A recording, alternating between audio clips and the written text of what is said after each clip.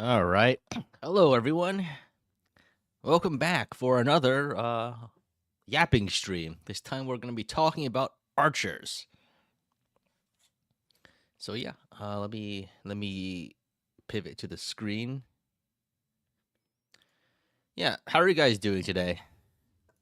Oh, I forgot to change my PNG.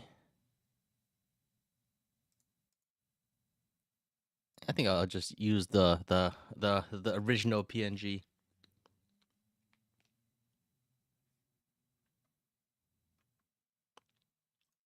How are you guys doing today? Whew.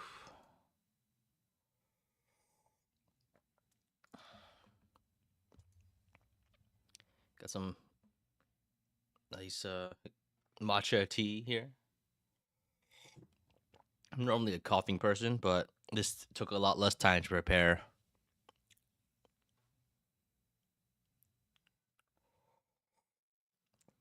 So yeah, today we're going to be talking about archers. I think previously I've been running a poll that is still running, 215 votes, about whether or not what people's general opinion of archers are. I think I'll leave that poll up for a bit more. So yeah, archers. So today I'm going to be talking about archers. I'm going to be giving a game by game breakdown of their individual strengths and weaknesses in each game. And as I do so, I'm going to be making a PowerPoint for it. I believe I saw some mention of whether or not I should be talking about bow knights or kinshi knights, and I think I will. I'll just be talking about them separately. But when I think of an archer, I'm thinking of an ground-based infantry archer class. That's the typical breakdown of it.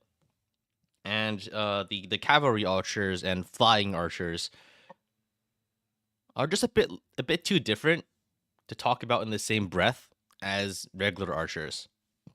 The same goes for other bow wielding classes that are not regular archers, right? I think one of the defining points of archers and part of why they're a little bad is that they are bow locked. But I think generally speaking, having an option for a bow is almost always a net positive in most games. So that's something we will have to talk about separately as well. All right. So yeah. Also, by the way, unfortunately, by clicking on the stream, you have also signed a blood pact. You have to like and subscribe. Maybe leave a comment below if you're watching the VOD, or your entire country will perish. I don't know why, but it seems like everyone keeps falling for this, and yet they keep coming back. Am I going to be editing these streams and releasing them as more conventional videos? That was my initial thought, but I think probably not. It's really the amount of effort needed to edit these would be quite substantial. And recently, I've been quite limited on my YouTubing time. Haven't like if you might notice, I haven't even like released a video last week, which I've been quite busy in my real life. So yeah. All right.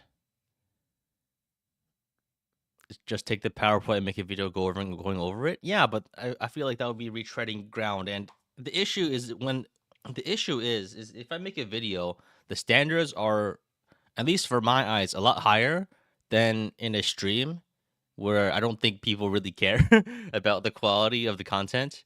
I mean, rather the threshold for what is acceptable is a lot lower, and it's okay if it's a little scuffed. But if I make a video, I get a little perfectionist with the audio and everything, which means it will take many times the hours to make a satisfactory video from my point of view, right? If I want to make one of these streams into a video, we're looking at like 20 hours of editing and script writing and redoing everything, and that's not something I really have it in me to do. All right. Archers. So I'll screenshot this overall opinion of archers. I'll paste in here. It seems that there's a general agreement that archer use is highly aim dependent. And I think I'll put up a new poll. Do you commonly use archers in your in your team setup, right? Yes, as uh, yes, as many as I can. Yes, but only 1 to 2. No.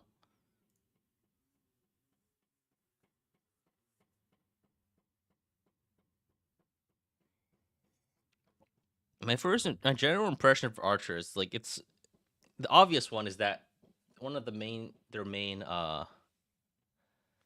like I guess oh,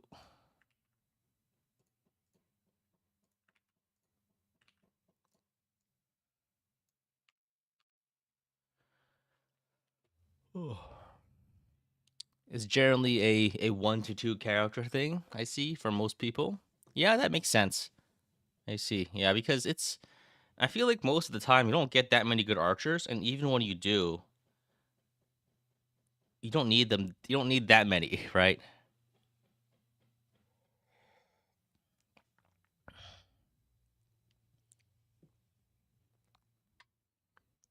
By the way, about the Blood Pact, is a country that will perish America. In that case, where do I sign? No, it'll be the country that you like most.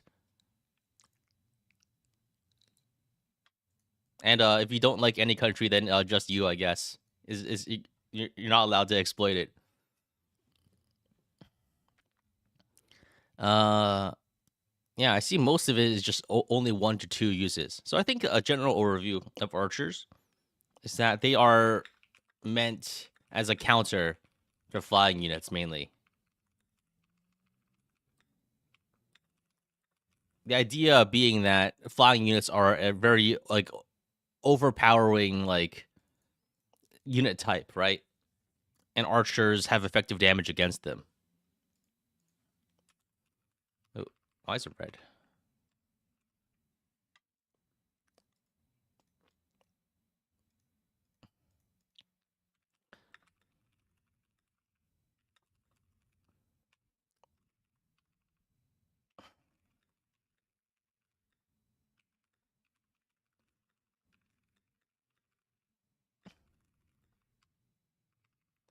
And I guess the reason why flyers specifically need a counter is like if they have no particular specific weaknesses, they are pretty much objectively better than pretty much every other movement type, right? Granted, like some unit types have weaknesses, even though they are probably at base level objectively worse than everything else, such as armor knights. But flying units, especially, I think, have the most obvious indicator for a counter, right?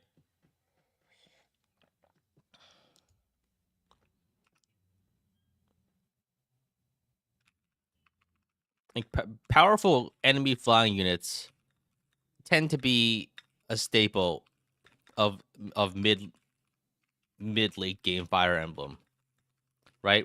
I'm thinking about like Burns, Wyvern Knights. Uh, there were some Wyvern Knights in FEH. Those desert maps. I was still talking about desert maps in the header. Man, I forgot to change that.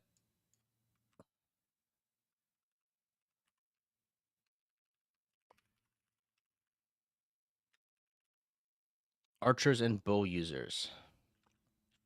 Wyvern Emblem Awakening. Yeah, I think there's a bunch of wyverns in FE12. But in FE12 they are literal wyverns.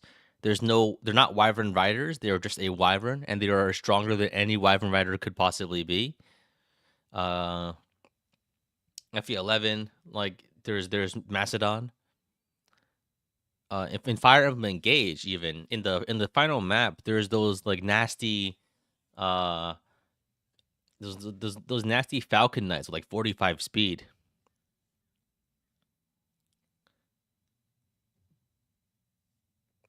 There's also I remember like there were the freeze staff uh Griffin Knights in the lava map and so on and so forth, right? Flyer squads like enemy flyer death squads tend to be a thing. I'll put this over here.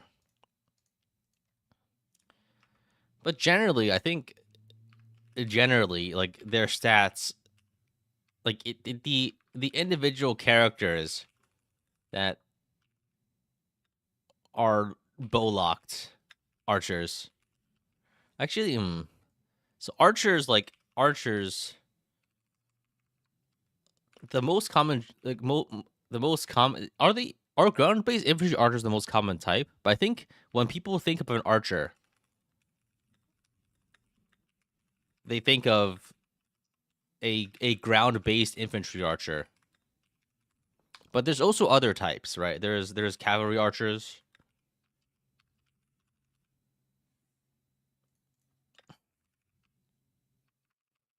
Are there?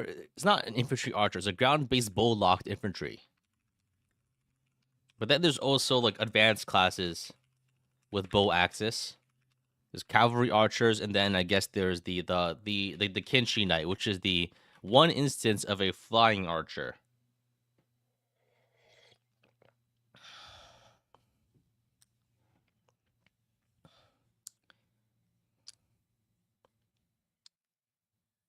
I think most of what we're going to be talking about today are ground-based bow-locked infantry, because that's what I think of as an archer. But we'll also talk about other bow classes separately, because a lot of the strengths and weaknesses of archers are tied to this general trope. I think overall, just having bow access is almost generally a net positive, whereas the specific units that are bow locked ground infantry are more interesting to actually talk about.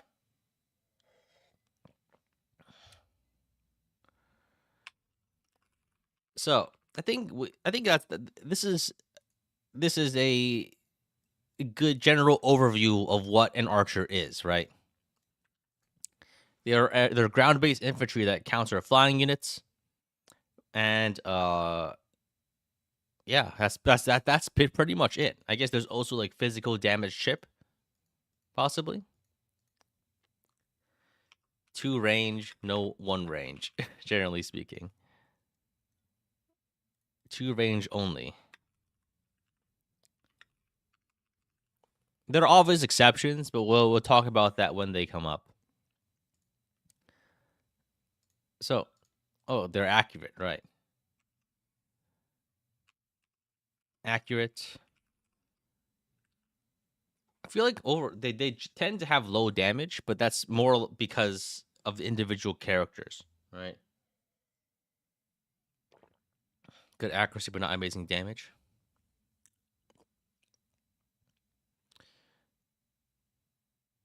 I feel like whether or not bow knights or bows users are actually accurate, it's like I feel like that's the more character based, right? But I don't think bows themselves are actually significantly more accurate than comparable weapons. Now that I think about it, right? Let me look up the FE8 weapons in Serenus 4. So let's say an iron bow is 85 hit and iron sword is 90 hit. I don't think that bows in particular are actually specifically more accurate, but just because of the individual characters tend to have higher skill and lower strength, right? But mostly because of like higher skill, lower strength.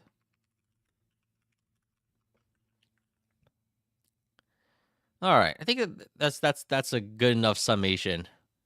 What do you guys think? Is there anything else I'm missing that we would get that we would think of when we think of an archer?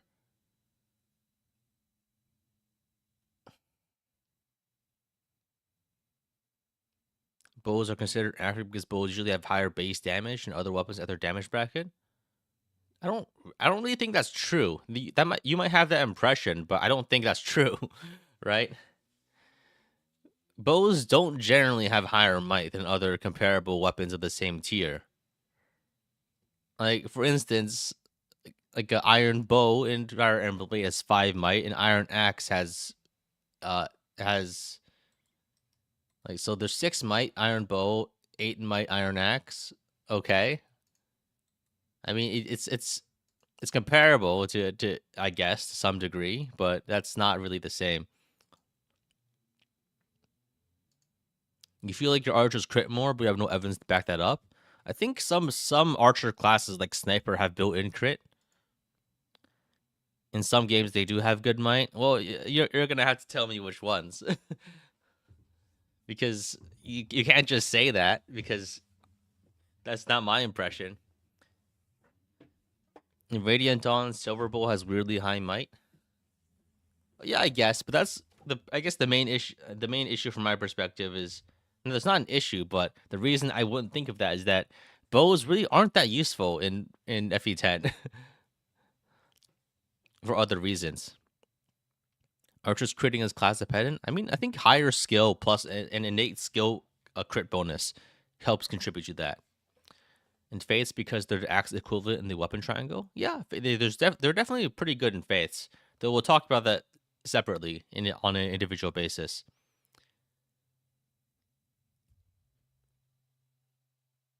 Think the warrior class using bows is throwing off people's memories of their damage. I think again it depends on the game, really.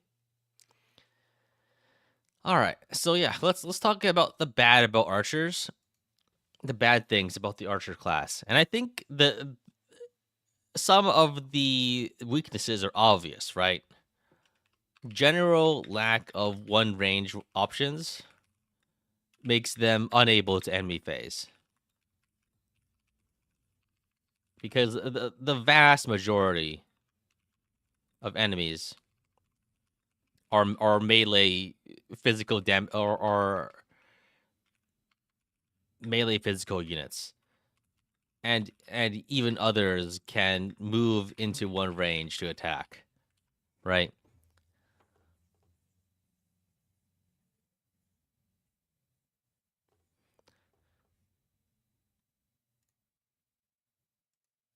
I think that's the main weakness of archers. Like being unable to enemy phase makes them, especially in many games that are enemy phase heavy, it makes them unable to really do the same job that other characters might want to do. Terrible stats early game. Yeah, I think the other thing is that the individual characters that make up the class are largely unimpressive, right? I don't know why, but pretty much every early game archer, like every early game archer, like most early game archers just kind of suck.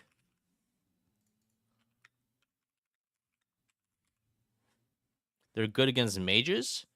Are they? I don't think, especially in most games, archers don't particularly have better resistance or anything. Maybe they're a bit faster, but yeah,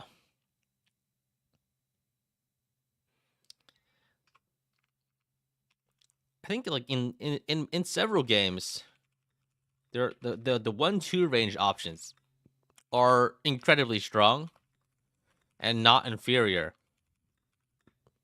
to two range only bows, right?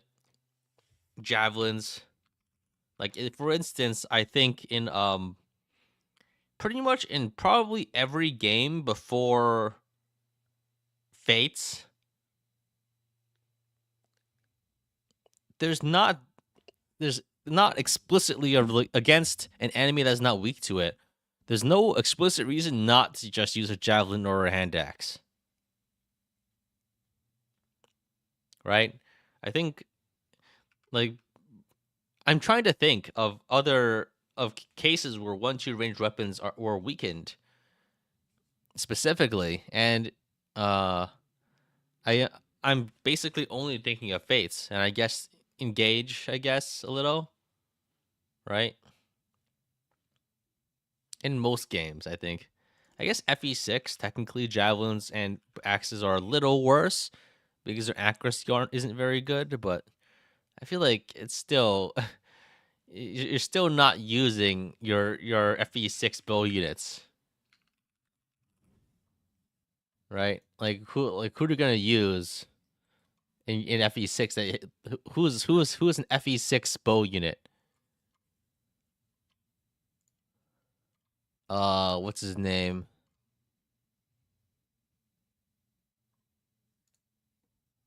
Dorothy? Yeah. Sue and Shin, I guess. Walt. Yeah, they're not really. Isn't Walt FE7?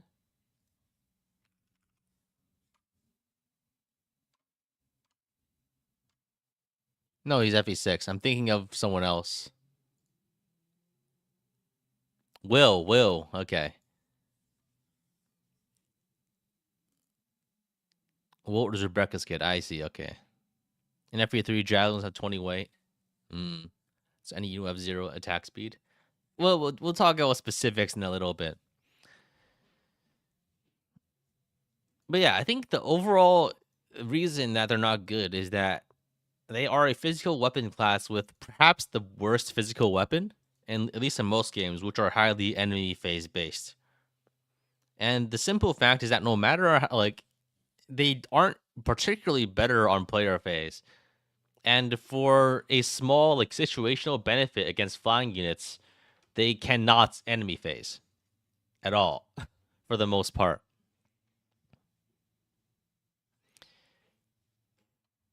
For instance, like javelins, hand axes are just better most of the time. Like magic is also 1-2 range, and also is it also tends to be better against armors. That it has more benefits for archers, right? For a mage, uh, they're pretty. Their only role, like their main role, defeating flying enemies, only appears on specific maps, and even then, I feel like they're not necessary. There are other options too. Even when you're against flying enemies, uh, bows may not be necessary because one of the only main reasons for use a bow against a flying unit is to improve your action economy, where otherwise you would take multiple hits to kill them. But if you can defeat enemy flying units in one round anyway, there's not much advantage there, right?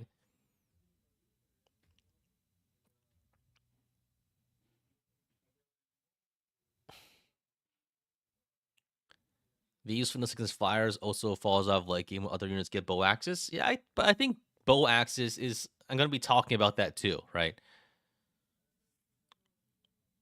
I guess like a bow axis becomes increasingly common for other units. Wind tomes, Excalibur. What else? What else is there? Like dragon slaying weapons, right? All of these end up kind of encroaching on a bow unit's utility. Beast killer doesn't commonly work against flying units. I guess it depends. I guess in fates, I think they do. Worm slaying or other effective weapons.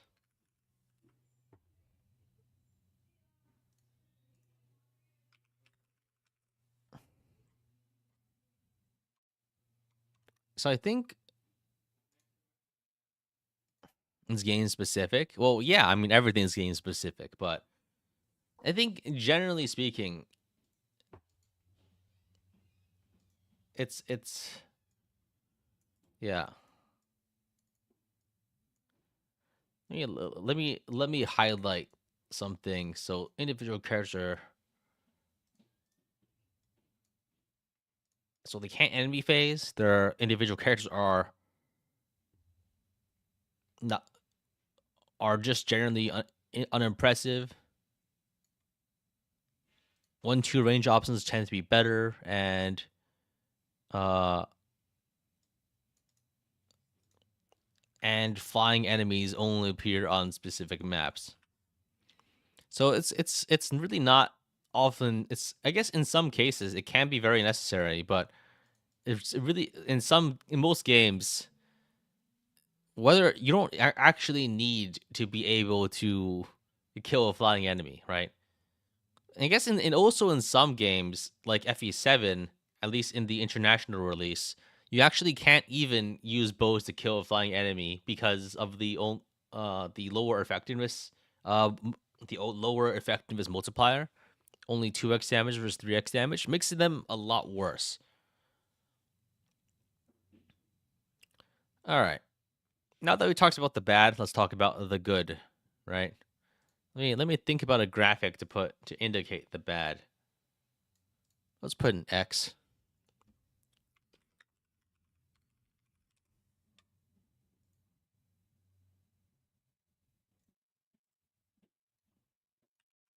There we go.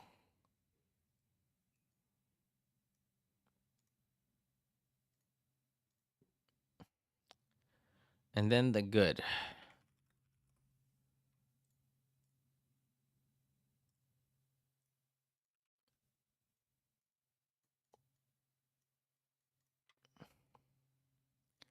So, what is good about archers? Can often attack without retaliation. Yeah, I think that's the big thing, right? Like attack without being retaliated against. The chip damage is useful. Longbows. Yeah. Longbows are pretty much, I think longbows tend to be the only viable 3+ range option in most games where they appear, right? Siege homes exist, but siege home uses are often so limited that it may as well not exist. Longbows can still double. Longbows they still let you use your relatively decent stats, I guess, right? Longbows are usually cheap. Uh, I don't know. Some games are extremely limited, but the existence of longbows does make them pretty useful sometimes.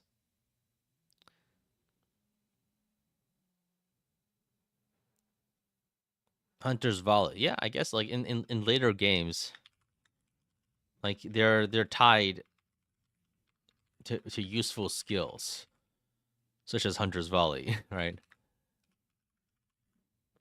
Or so there's Hunter's volley in Three Houses. Is it Hunter's volley in Showers of Valentia too? It is.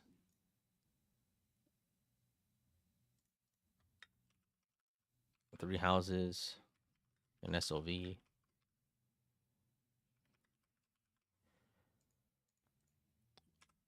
Like in games with powerful flyers, 3x effectiveness allows for a significant punching up, especially with forges or higher tier weapons like or higher tier bows.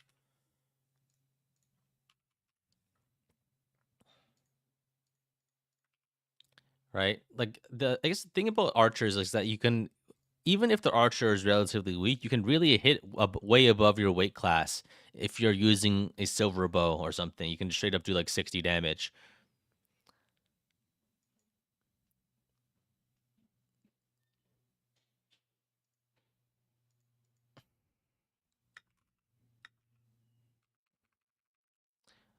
All right. Quick draw. Yeah, I think, yeah, like in Fates, the archer class specifically has like very useful damage skills, right? It's very easy to damage stack with an archer in Fates just because they get lots of really nice skills that characters and classes just don't. What else are we thinking? Usually high, generally high accuracy. Yeah,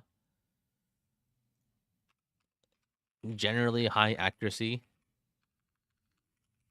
Sometimes good speed. I feel like sometimes I feel like archers being fast enough. It really depends on the game, but I feel like a lot of the time archers are generally fast enough to double. What do you guys think? It's kind of like I feel like they are generally fast enough to be good. Not early game archers. That is true. Yeah, I think the other thing is that like sometimes you just get uh late game archers can arrive with good stats, right? We're thinking about characters like Inez, right? Just some characters in compensation for their weaker class are just given more stuff. Magic bows. I don't know about magic bows. I think it always kind of depends, right? High hit. I don't know about high hit though. It's not commonly it's not really something you can say generally, and also it's not even that good, honestly. High crit. I feel like having higher crit is nice, but it's not really a significant advantage. But I think are we talking about archers or units that can use both? Both, but separately. Niles is pretty good in conquest. Well, I think Niles is good for separate reasons. Not necessarily for being a combat unit, but also because capture, right? I mean, come on. Meridian Dawn, the double bow was good. Yeah, for 4 maps after you get it. On and every single map in the end game can kind of be cheese a little. I mean, it's not bad. Like and there's uses for it, but I mean, I feel like there's other better options we can talk about. Magic bows.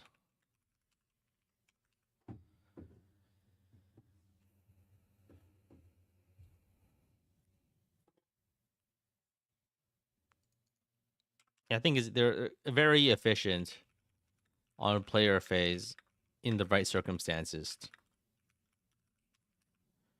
But I think the other thing is that often these circumstances also tend to be the most difficult of challenges, right?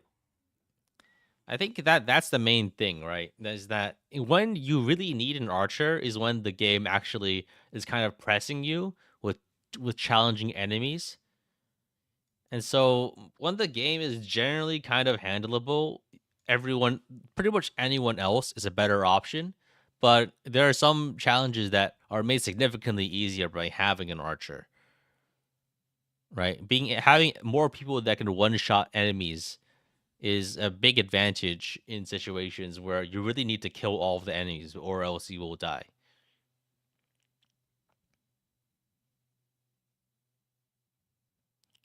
All right.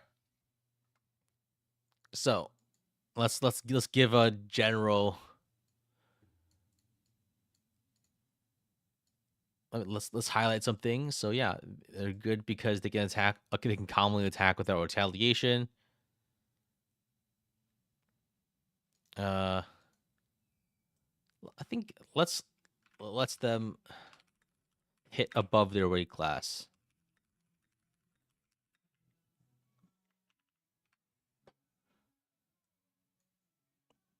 Forging bows is also especially strong because it gives you even more might, right?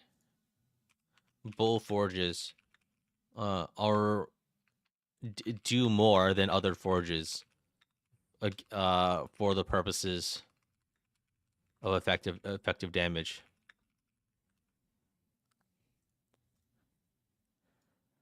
I think generally like in later games, the weakness of the bow type is hasn't recognized, and oftentimes good skills are just tied to being a bow user, right?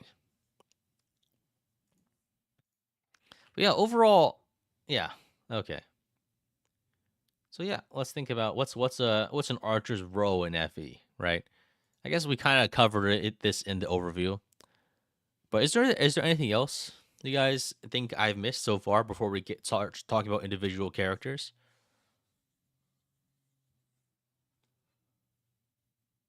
Ballista. I feel like ballista are a bit too far removed from what an archer normally is, in that they're kind of like they only exist in one game, right? Ballista only exist in one game, and we can talk about them separately when we talk about Shadow Dragon. But they're a bit overpowered, just because 10 range is extremely strong. There's nothing that we can say about ballista that's applicable to regular archers, though. Ballista present on the map. We can also talk about it separately, I guess. Yeah, the slide isn't really necessary.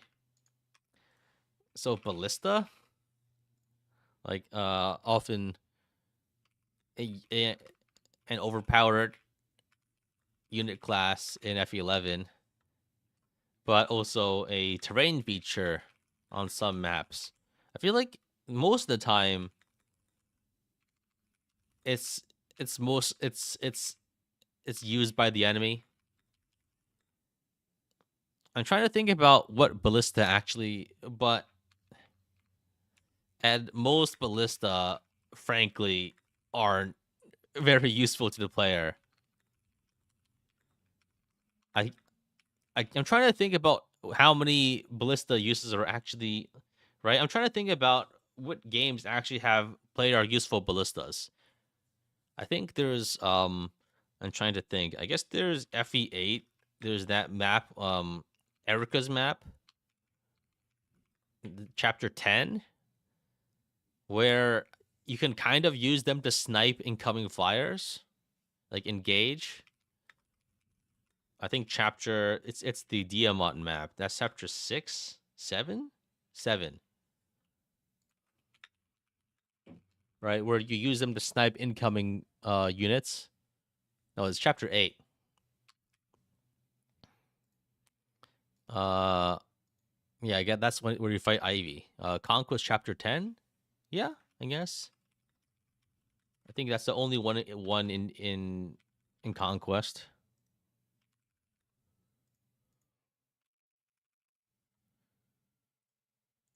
Let's grab a list of picture.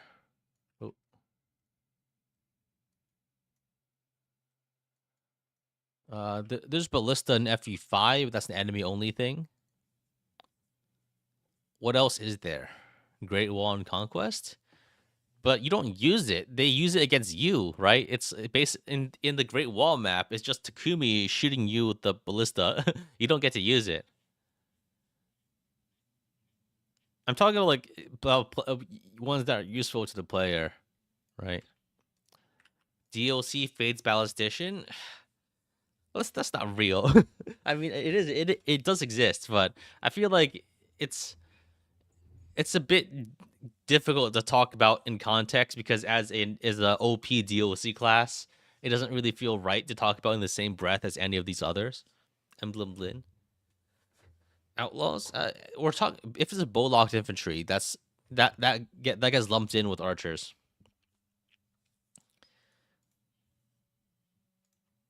It's a weak DLC class. Eh. I feel like there's enough cheese that you can pull with it, right? That it can be considered a little strong.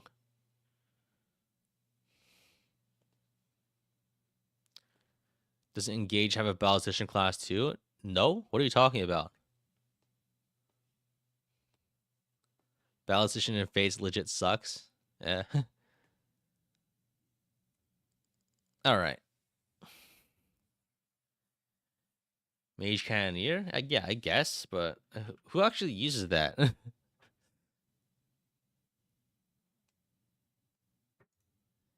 All right. Okay, with that, I guess we can start talking about individual games. So yeah, I guess for the first 3 games, FE1, FE2, FE3, I'm going to have to ask you guys for help because I haven't played those games. Like feel free to like chime in with like specific like fun facts, I guess. This for FE1, for Fire Emblem 1, most people haven't played it, right? Last stream, this stream for sure. But I'm just gonna for I don't feel right adding my own comments, so I'm just going to screenshot interesting tidbits that other people say, right? For FE1, bows certainly exist. And if you haven't actually played the game, I would like you to not chime in with your quote unquote humorous ideas. Misinformation is highly discouraged. I think FE1 is generally considered they're kind of generally considered kind of bad, right?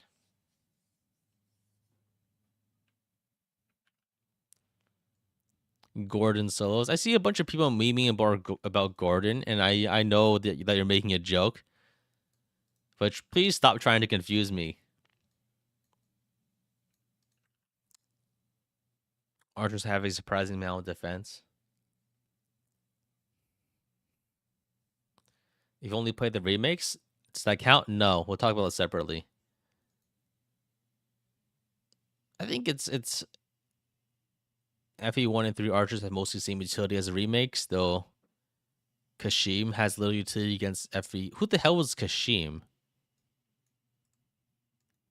I that's not a. Who the hell is Kashim?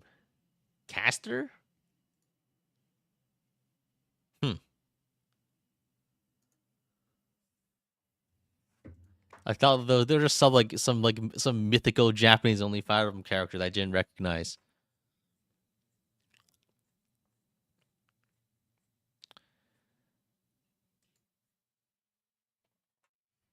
George comes to Parthia for its worth, I guess. But I don't feel like the Parthia is ever particularly useful. Promoting into a sniper gives some of the best bases and also let's use Parthia. I'm actually kind of curious about this. FE1 base stats.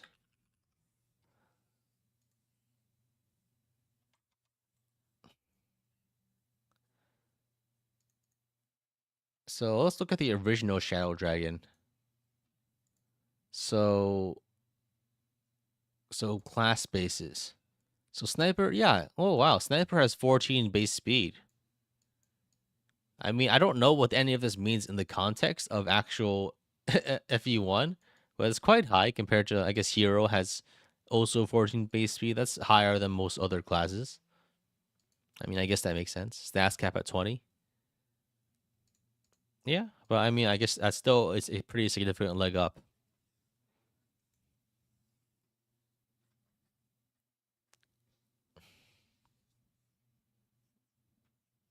Being sorry if you played old translations, I still say game for Agma. Oh, then things are going to be a bit confusing in this context. Then FE1 has bow guns. Dracoon is going to be pretty tanky, so bows have a use there. Yeah, I think it's just like a general. Yeah, I guess they're kind of nice kind of thing. But granted, FE1 combat is reportedly quite easy, so the necessity of bow units is also who knows, right? All right. Now let's talk about Gaiden. So I know that Gaiden has a couple of I think FE2 has 1 to 5 range bows, right?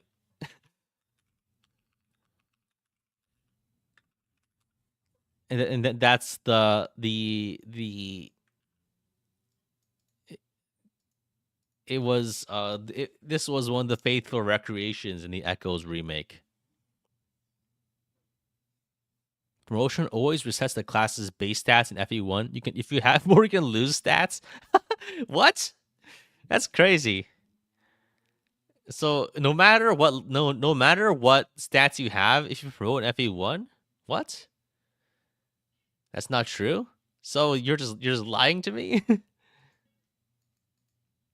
Oh man.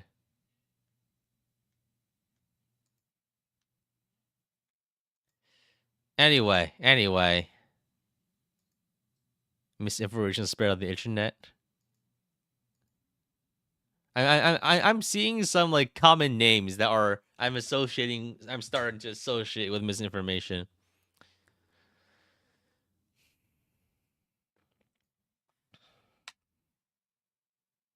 So FE2 bows. What do you guys think? Bad hit rate? Is it bad hit rate if you is it I know that the hit rate decreases as you attack from farther distances, right? But once again, I don't actually know because I haven't played FE2. Big range, low accuracy. There's no distance accuracy modifier in FE2 with bows. Okay.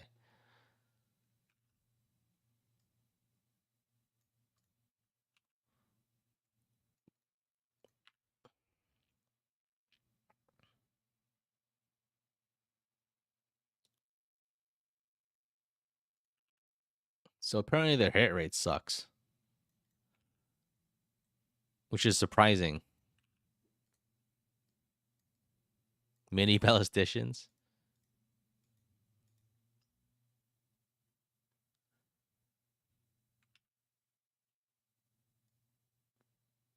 Yeah, I guess with a game as jank as Gaiden, who knows what's going on, right?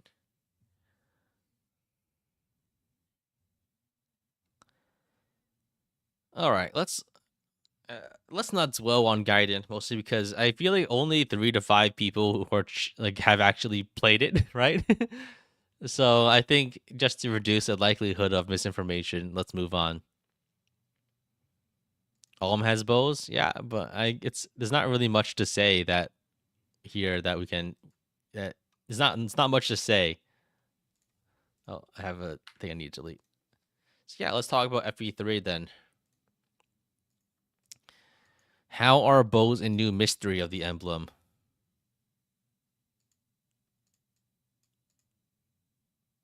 You haven't played this one? I think most people haven't, just like all of the others that we talked about just now. Book 2 bows are good. Draco Knight show up as early as chapter 2. Oh, I remember that in the remake. That was definitely a map where you bows are quite useful. Bows help because of high flyer density. Yeah, I think I can see that. I'm just thinking that I only recognize that because I played the remake.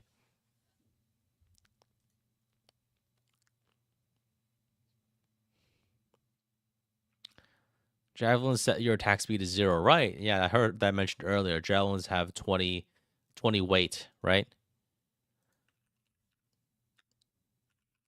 So the Fire Emblem 3 javelins have like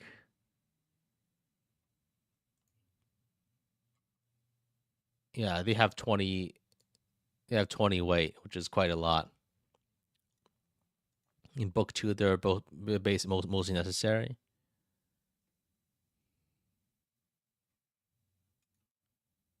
Cannon javelin, you throw it and it doesn't come back.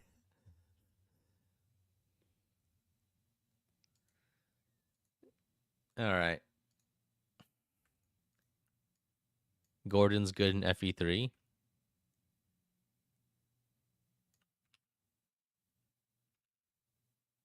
Interesting. Book 1, you load up level 1 Gordon always stat boosters and had him kill Medius. We're going to analyze units like we do with Armor Knights. Yeah, we're going to be talking about specific characters for sure. But we'll be talking about Bow Knights separately and other, right? All right, that is probably enough for FE3. Well, ballistic count, we'll talk about them separately today. So they don't count as archers, but they are. We'll talk about them separately. So, all right, let's talk about Genealogy of the Holy War. Finally, a game that I've actually played. Let me think about who the bow units are. There's Madeir.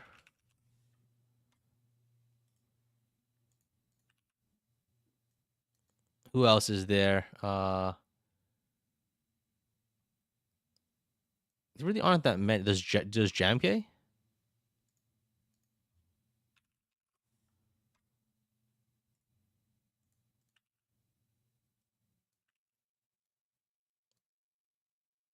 Who else is there? You guys gonna have Bridget, right? Pirate Lady.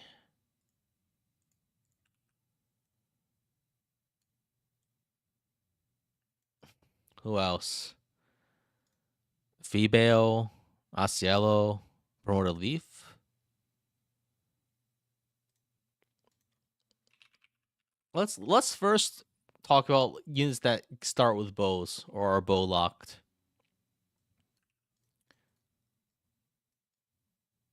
I feel like for at least for this one, we can probably talk them all in one group because they're not significantly different from one another.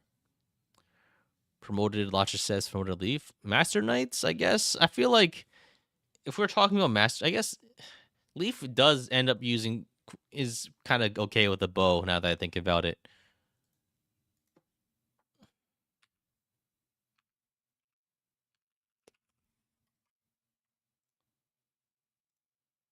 Lester. Who the hell is this guy? I only know is the replacement character. Who was the replacement character that you get instead of Lester again? What was his name? Deemna?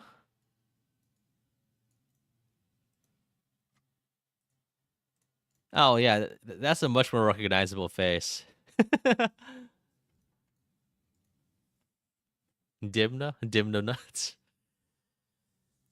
Leaf is the best bow user. I think so, yeah, because he has quite good strength as a master knight.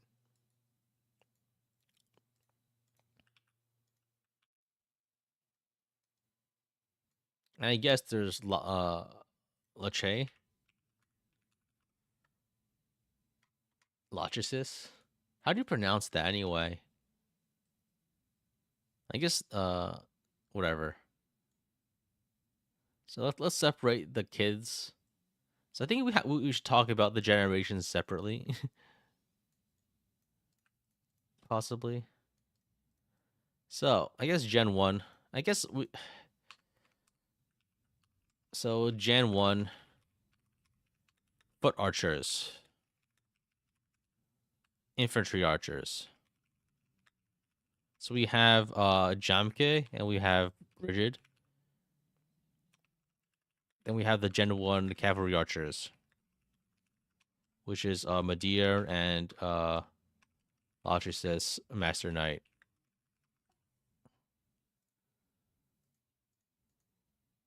Arden gets bows? Really? Arden? Is that as a promotion?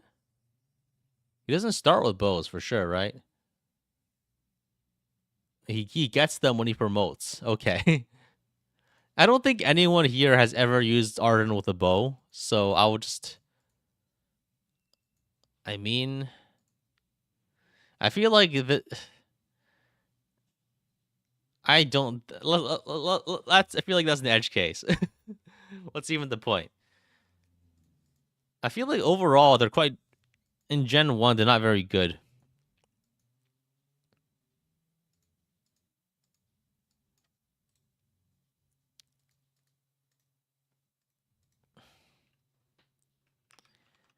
It's easy to clean the arena with the bows.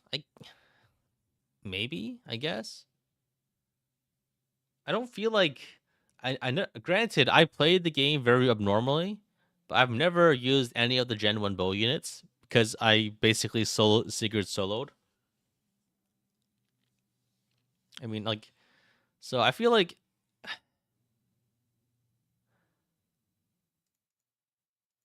yeah, like as a highly movement and enemy phase based game, I really don't think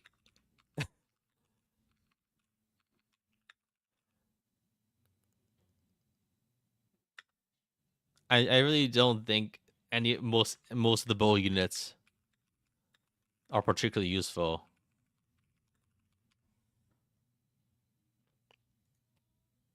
I think Leaf probably performs the best with the brave bow. Right, there's Asaello.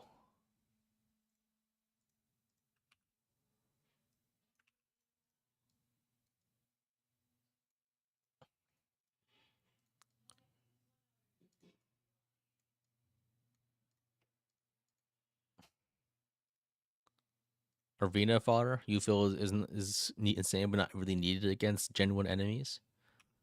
Yeah, I think it's for Gen 2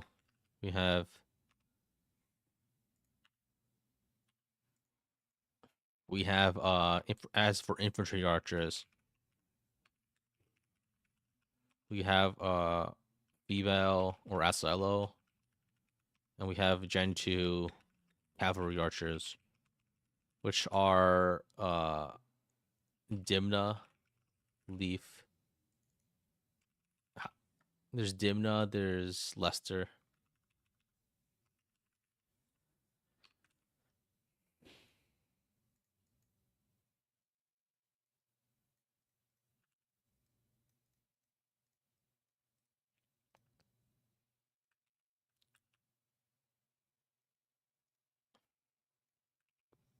I think Leaf is surprisingly useful. Like Leaf is surprisingly good. Can use the master bow, the brave bow quite well. But even then, it's contingent on him being able to use the other weapon classes also, right?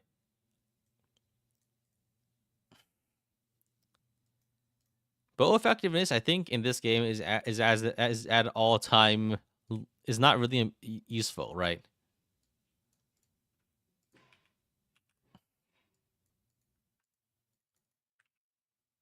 Yeah, I think it's yeah. I mean, bow effectiveness hardly matters. I think because all the enemies that you really want it to matter on, it doesn't, right? I think if you want to fight Arion with it, he has Nihil, right? So you can't crit him with it. Like because most fires are fodder, and the only like tough flyers have Nihil and can't be crit. Like bow effectiveness is just an auto crit and is affected by Nihil. Like because I'm just trying to think about who you actually need to use bow effectiveness on. Right? You can't hit you cannot hit Arion with it. You what else is there? I guess you could kill Trevant with it. I don't think Trevant has Nihil, does he? He does. So it doesn't work against Trevant either. You can't kill. Yeah, there's basically no one important that can be killed by a bow. It's only fodder like guys that are more easily dealt with by having a guy with a sword stand on top of a castle.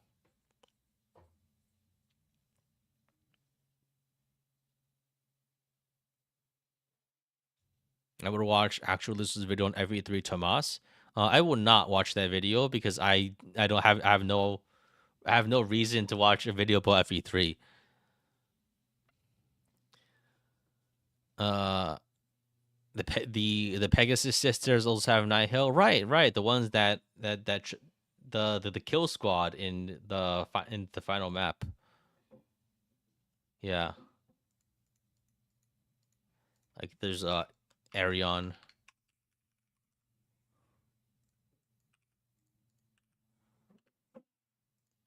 Arion, Trevant, Pegasus Trio. Yeah, like who else is there, right? Feebal can run around Julius. What the hell are you talking about? His damage gets halved by Loptus. There's no way, right?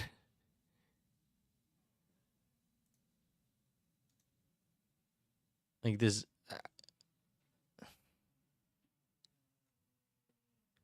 That's how it works, right? Julius. So Julius has, yeah, yeah. You can't order. I can beat Arvis then. I mean, beating Arvis, anyone with legendary weapon can beat Arvis. Not a high bar. All right, I think that's.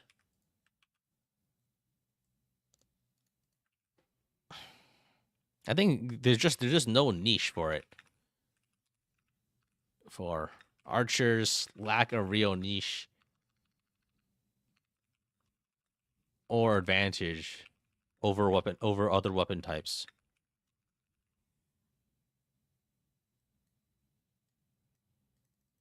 I think that the the main reason for archers not being that useful at V4 is that they don't really give you a benefit for using them aside from, right, fire effectiveness is the weakest, one of the weakest things in this game, just because you don't need it for most fights.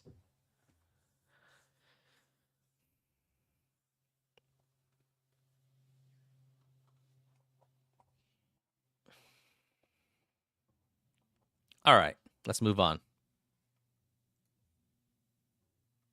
Also, two range, like also no one, no range in a highly enemy phase game.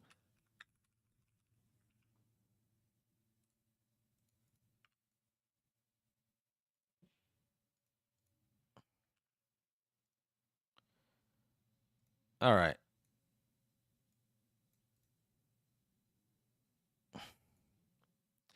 Well, now let's talk about Thracia. So Thracia has some interesting units. There's Ronin, who is a magic focused bow guy. There is Tanya, who if she dies, you can skip Dagdar's chapter. Like you can skip Dagdar's recruitment chapter when he comes back, and then you automatically get Dagdar that way. So that's one of her benefits. If she specifically dies, you can get a better recruitment. Uh, Dagdar is baseball access. I guess yeah, we can put him there. There's Dagdar. There's Xavier. I guess. I think I'll probably ignore like the less common bow. Like some characters can technically have bow access, but you don't really use bows with them, right? Like technically you can get Dulcin, but come on, man, come on, come on. You're not training Dulcin to use a bow. Sophina, Glade? No, Glade doesn't have a bow. He just gives a bow. What else? Who else is there? Robert. I did though. I mean, yeah, I guess I did, but I'm not normal.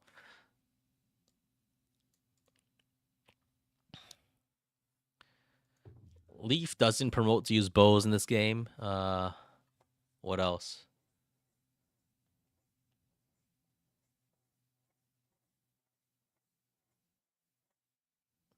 So yeah, I think it's overall. I think I'm trying to think about what useful bows there are. Right, like so the useful bows. Oh shit! What the fuck did I just do? Uh, Wait. How do I get out of this mode? Wait. What just happened? Wait. PowerPoint. Restore original view.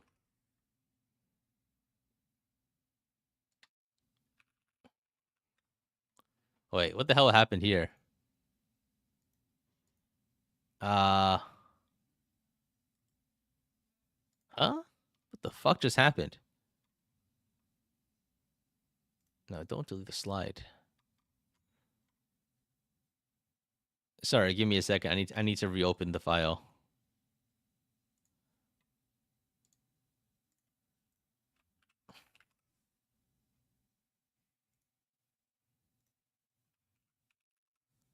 Yeah, give me a second. Sorry.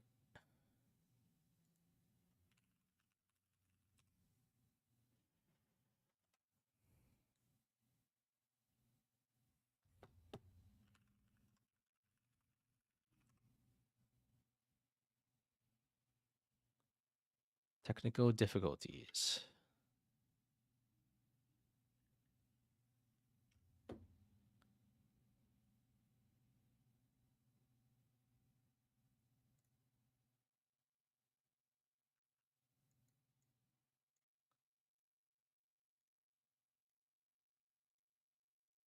All right, we're back.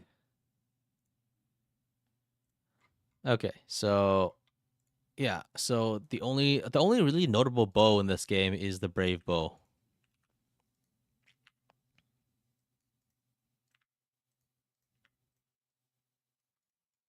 And you only get it through a specific. I feel like bows are kind of useful because they, in some cases, right? And there are some enemies that where it's quite useful.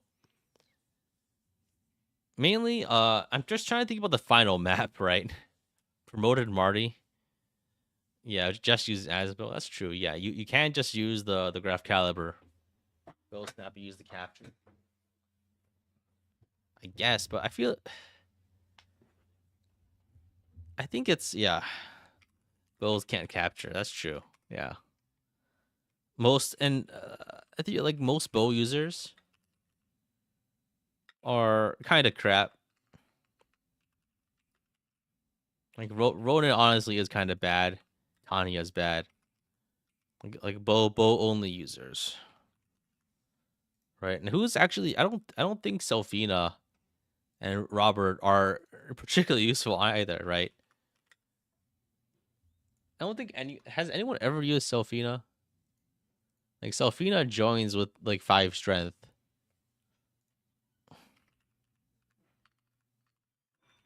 I mean, technically, you can make them kind of okay. Ronan and kill kindness on the on heinous on the final map. That's true, yeah, but that was an abnormal circumstance.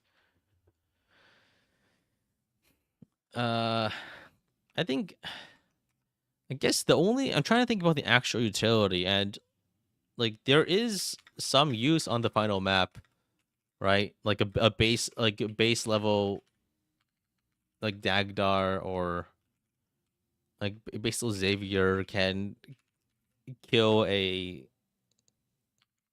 kill a sorcerer with a brave bow, right? Or a master bow. But it's mostly an extension of like another unit with good base stats, right? And I guess the other thing is that bows are definitely more accurate than the two range options like Master Axe, right? Like Master Axe has like 55 accuracy, and a Brave Bow and Thracia has like 95 hit, right? So it's a high accuracy option, two range option versus comparable alternatives for like versus like Master Axe, Master Lance, right? But it's pretty much only I think it's just that the Brave it's like the bow users are kind of sucky, but the Master Bow is good. I mean the Brave Bow is good. The Master Bow is not is not as good because it's heavy and it only has a much lower hit.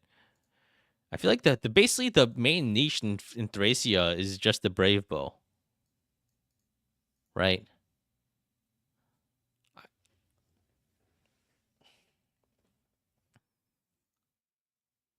I can't think of any other particular use that isn't. Yeah,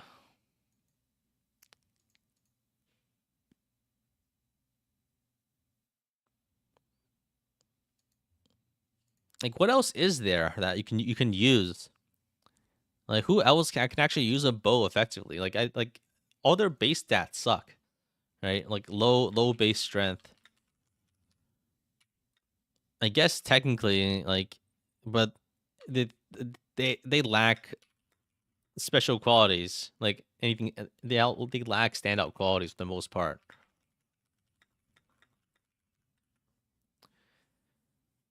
All right, stats don't matter that much in Thracia. Yeah, they matter to a point, right? It's more that you can patch up things if you try hard enough. But that doesn't mean they don't matter. It just means that if you really want to, you can make a bad character into a capped monstrosity.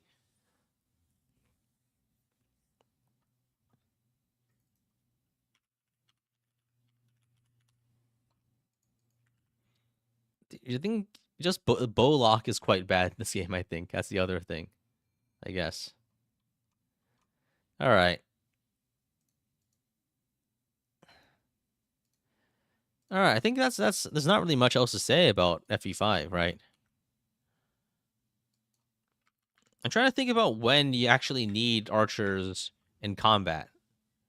Like I don't really think the effective damage matters quite a lot. A lot of the challenging maps are indoors, right? Like most challenging maps are indoors, no flyers.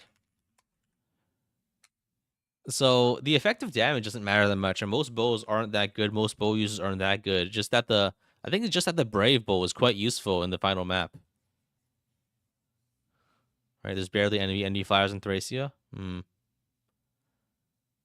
Yeah, I think it's just that. Yeah, bows overall aren't that useful.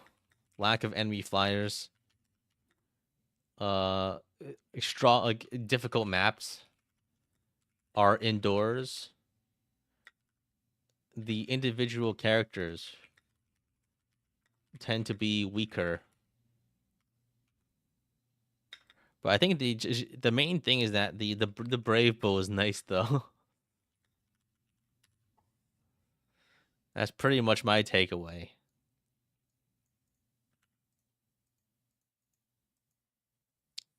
There's no it feels like there's no particular reason to use bows.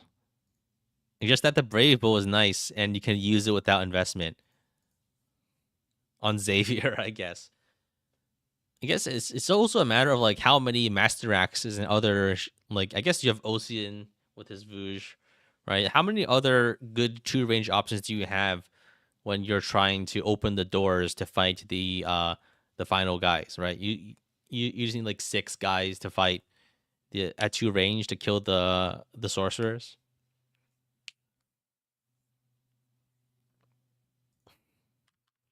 All right, that's FE5. Now let's talk about Fire Emblem 6, the Binding Blade. So I believe the archers that we have here are Wolt. There's Wolt. There is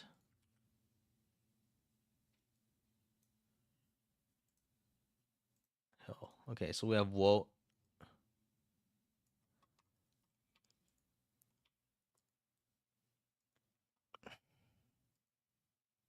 Klein. Oh hey, that Klein is the guy that gives you Death Blow 3 at only 4-star. So he's quite good in Fire Emblem Heroes in 2018 if you need Death Blow 3 on your characters without wanting to spend feathers. Shin. Anyone who's primarily a bow user counts here.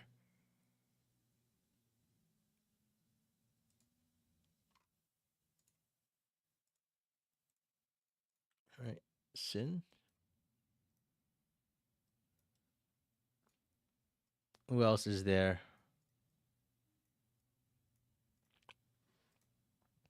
Dorothy. I green.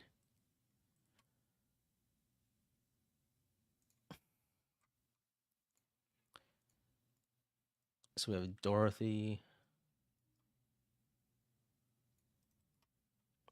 I green.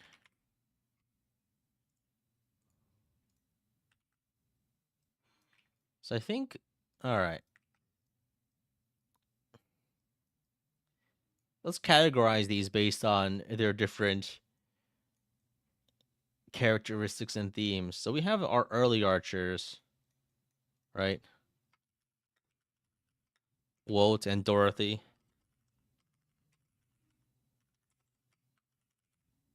They're bad. They're really bad. They're so bad. Sue.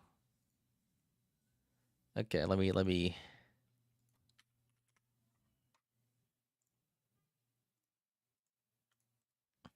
have Sue and Shin. But yeah, Walt and Dorothy are bad. I think they have like inferior stats overall, right? Diane and Bartra, but no one willingly goes to the case and no one has him.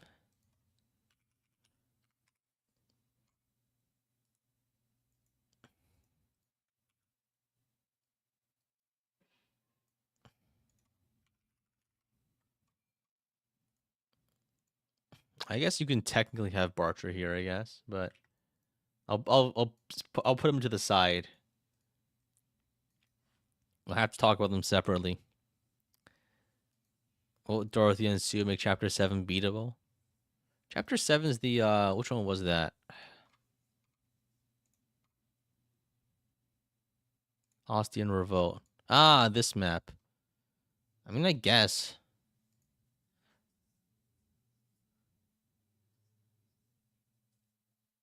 You're out for 18 minutes in order FE6. Well, I mean, there just wasn't that much to talk about in the previous games. Like FE1 to 3 I haven't played. FE4 is they're bad. FE5 is the Brave Bull is good. Well, let's go for that one chapter. I guess I mean, they're a little useful for some early game apps, right? I guess chapter 7, yeah, that they kind of do help a bit. But like they fall off incredibly fast, I feel. I don't think anyone is bringing Wolt to the end game here. Is Klein useful? I've never used him. Scott.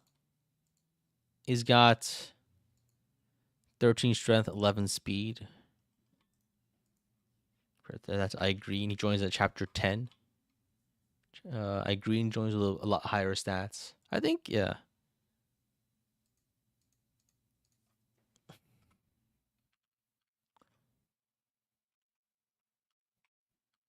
Klein's good into Harmo for Harmo bonuses. Hmm.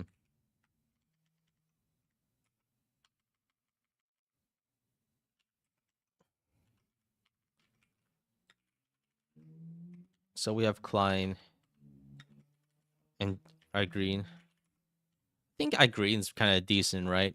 She does join with a decent amount of speed.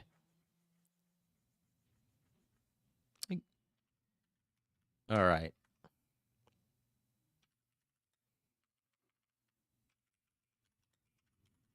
So we have cavalry and archers. We have Sue, Shin. Who's this? And Diane? I think the cavalry archers are like a lot better, right?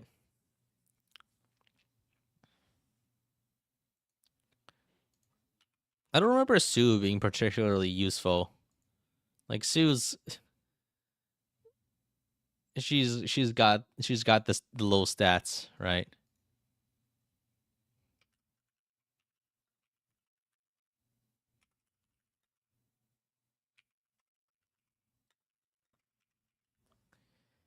I think this is the best way To sum it up, Shin's alright, Su's bad, but and Dion is in Sakai, which means you had to go there if you wanted to get him.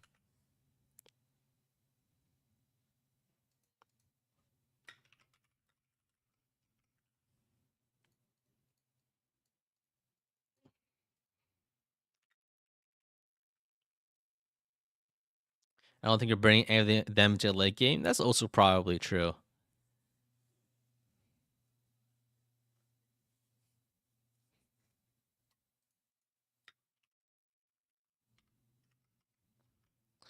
And then we have other characters like Bartra, like other bow users. Do you really use Bartra for bows though? Right? I don't really feel. I guess situationally, you could slap a. What's his bow rank anyway? He's a warrior, right? And his bow rank is D. I don't think you're using. I don't really think you're using bows on Barsha, right?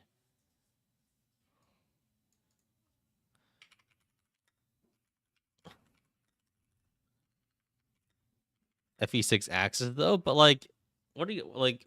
Are you really are you really having Bartra chip with iron bows? Like that far into the game? I don't feel like this is a common thing. I mean, I guess.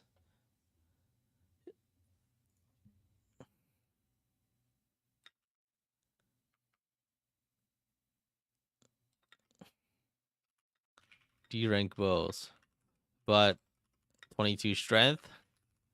I feel like I don't know. It just feels a little. Bartra doesn't seem like a very good character. I mean, yeah,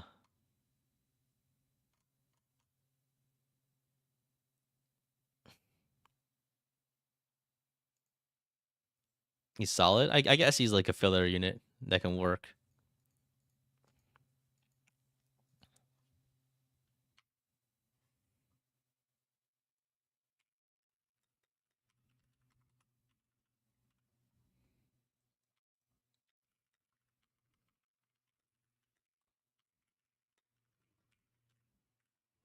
Forgetting your boy Wade a lot.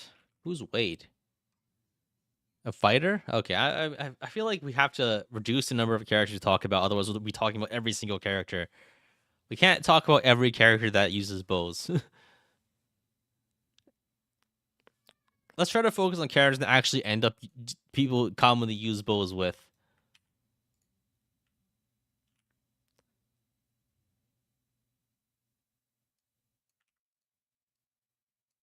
So I think it's let me look things up, right? I guess like every six, right? I guess 1-2 ranged weapons.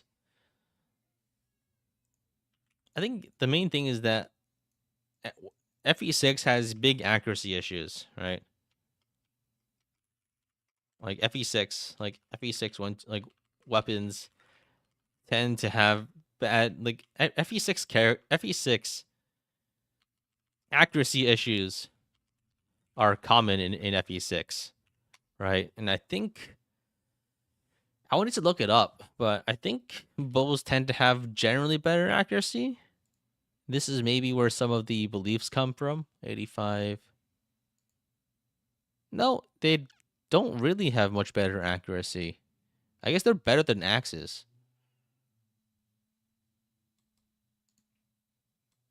but compared to other weapons, it's not as still not that good,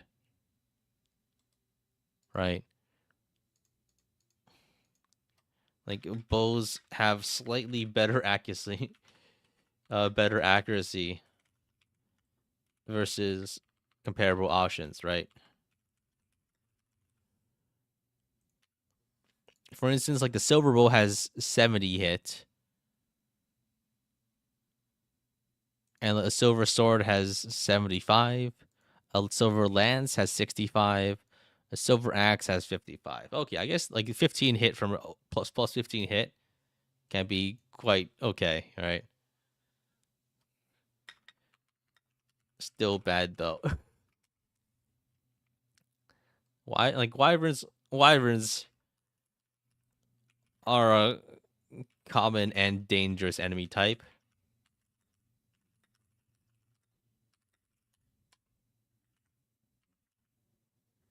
So I think yeah, that makes sense. Yeah. Bows and FE6 are still way more accurate than javelins and hand axes. Yeah, let me check. Hand axe is 50 hit, and javelins are 55 hit. Yeah, that's true.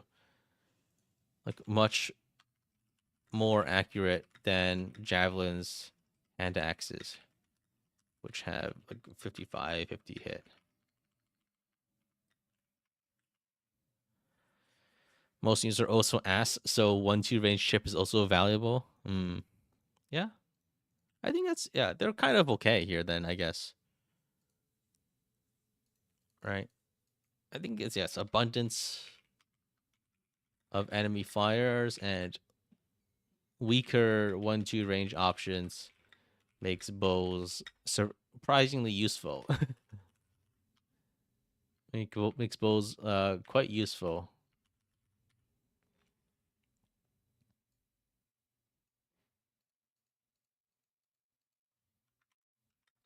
Also, generally a higher accuracy pick than other types axes.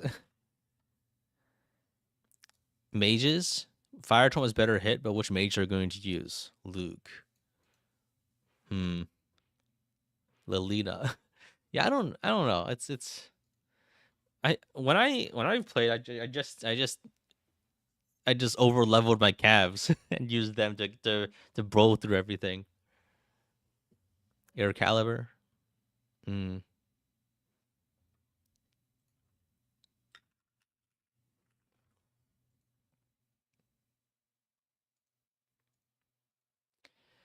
All right. I think that's a pretty good summation. I think yeah, bows actually have the niche of higher accuracy in this game. Surprisingly,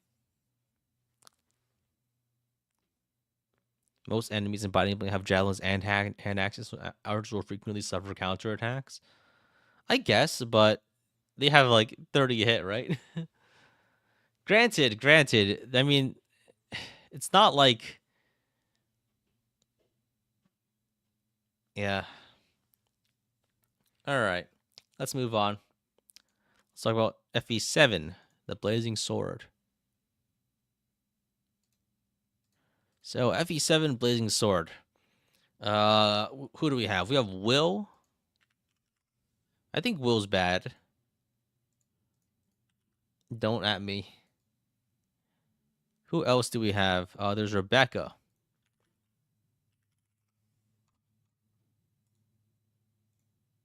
who's also bad. Uh, who else we got that uses bows? Kent, Luis,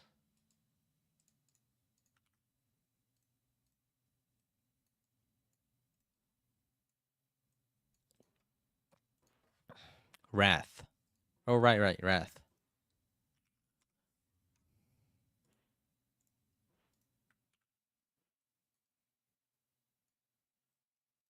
Anyone else?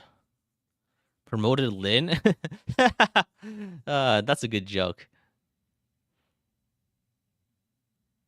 Geets.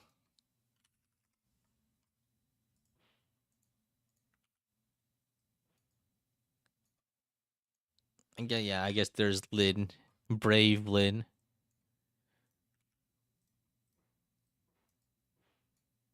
Yeah, like level at like chapter 30 once you promote. Promoter Barter. Emblem Lin. I don't know. I guess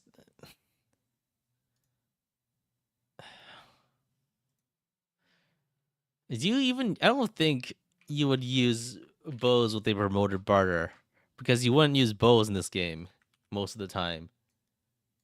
Yeah, I think we had to cut right to the heart of it because we're talking about the English release. Effective damage is only X2 in this game, so it sucks. right? It's. I think you will struggle to one round to one shot archers to one shot flyers with bows. I think that's the gist of it, right? It's so bow the only bow niche is basically non-existent. Right? So what's even the point, right? Like 1-2 range options are incredibly strong. You just use hand axes and javelins for enemy phase.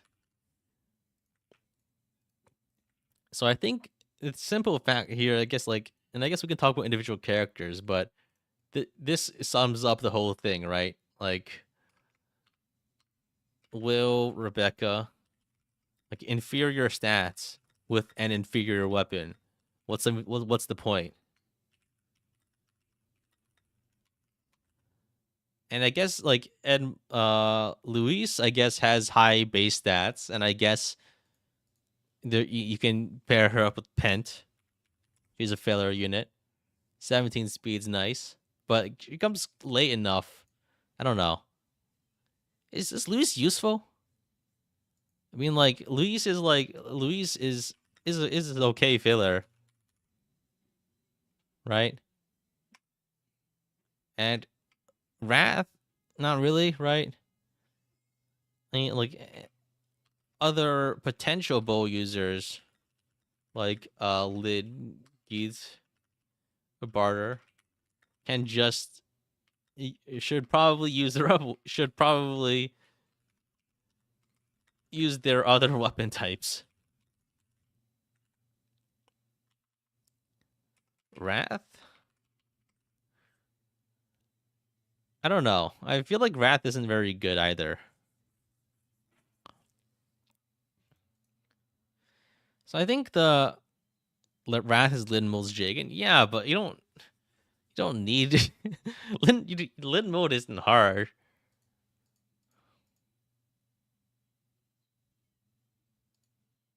So I think the gist of this is FE7, like, bows don't do shit, just use hand axes or javelins.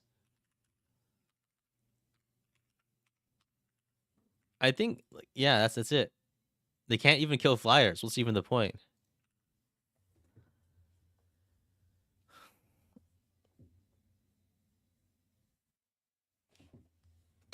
The Soul Kadi is also awful. That is true. But the thing is, Lin has to be the bow lord because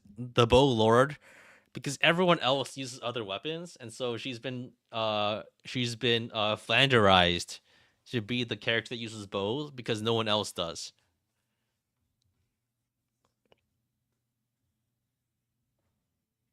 I think this game did a lot to cement Archer's reputation as worthless. And I think because, yeah, basically 95% of Fire Emblem players played FE7, but so their impression of Archers is probably mostly from this game.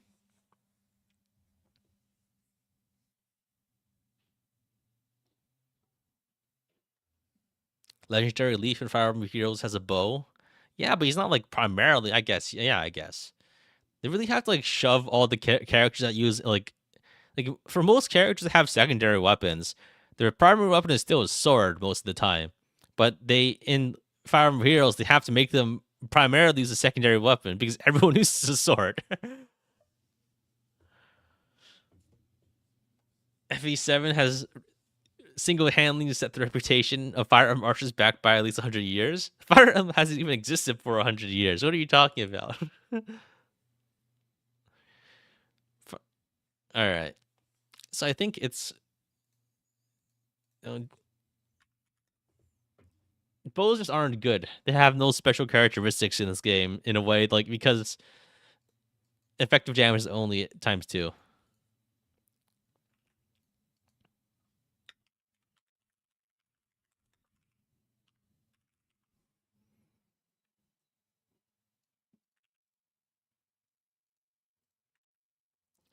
All right. Now it's time for Sacred Stones. So we have a couple of archers. We have Naomi, who is not great. She's bad. She's bad. Uh, and we have Inez, who's kind of okay. I guess technically Garrick can become a ranger.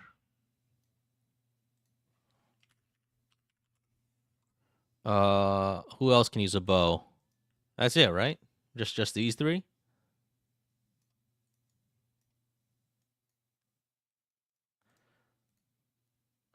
Am I missing anyone? Garcia and his son. Ross. I don't know. Why would you make Garcia and Ross into a warrior when you can make them into a hero or berserker?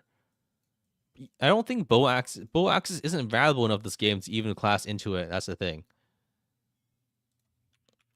right? People like I think people would rather have like the crit or the speed from going to hero. All right, so Namie's bad.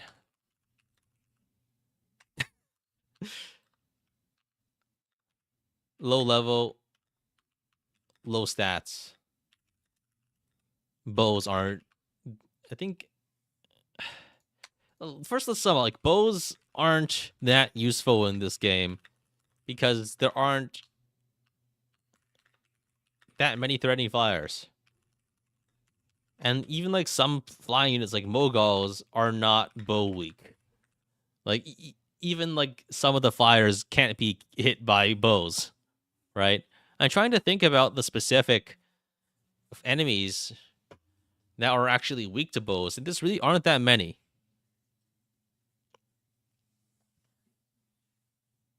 Are useful in Phantom Ship, but I think do so is better in Phantom Ship too. You can just use a hand axe too. Gargoyles, I guess.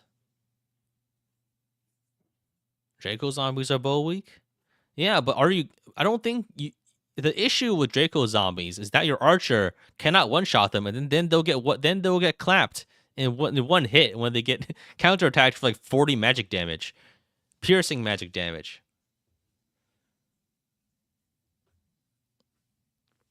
Yeah, and you can also use legendary weapons. That's too right. But I guess like uh valid targets are like I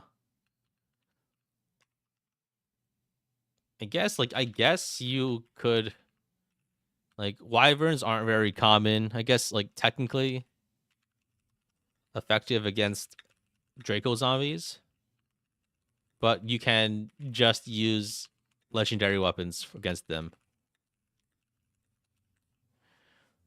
Are you trained to S rank bow? The Nidhogg? Yeah, I don't know. It's I mean longbows exist, but they're bad. Like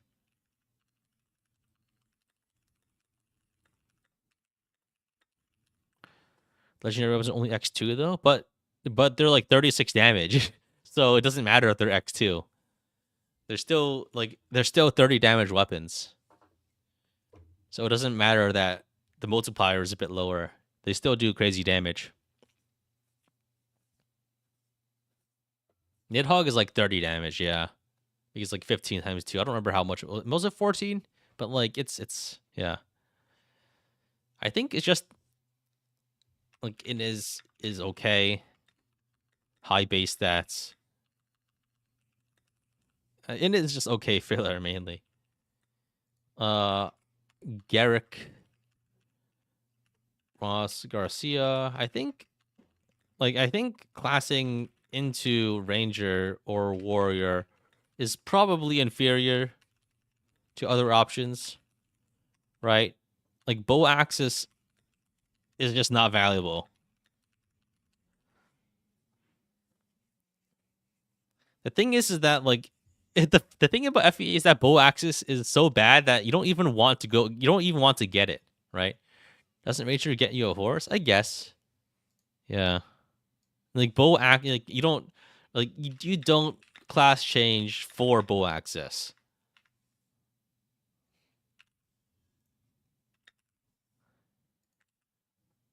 right? Right. If you class change into ranger, you do it for more. You do it for the horse, right? Ranger Garrick is for the move, and like Garcia, like hero for more speed, and Ross, you commonly go berserker.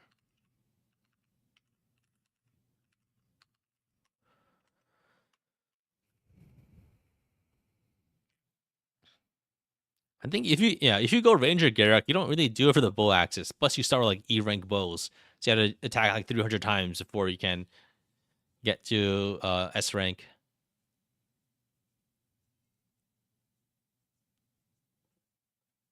Like if for Garcia, you probably want to go hero for speed, whereas like warrior doesn't get you that much. I don't know. It's just that hand axes and javelins are really good.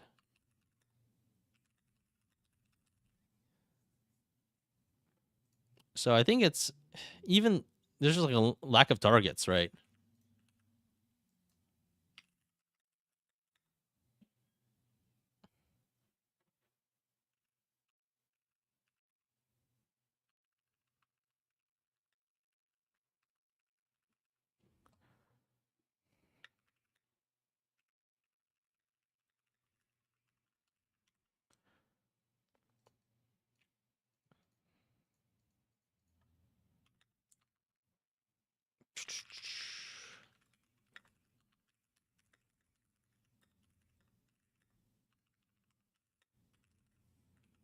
Yeah, I think that's a pretty that pretty much sums it up, right? There's no reason to use a bow when you could just use when you just use the hand axe. And even if the enemies are really tough, you can also just use legendary weapons if you really need the effective damage. Nami can promote into an arcanist. What the fuck are you talking about? What is this with this OC ROM hack bullshit?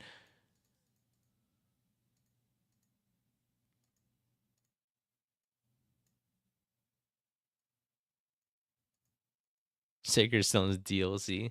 Get that shit out of here. Yeah, I think it's overall it's they're just is there's no reason, right? There's no reason to use bows. Every enemy fighter is also weak to bishop magic. What are you talking about? No. Wyverns aren't weak to magic. If you're thinking about monsters, yeah, I guess. Like this game doesn't have tough wyverns. That's the thing.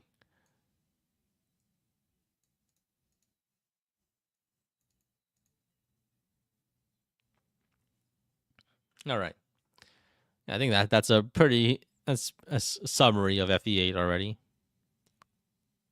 Yeah, just use hand axes or javelins. Like FE8 is peak hand axe javelin season.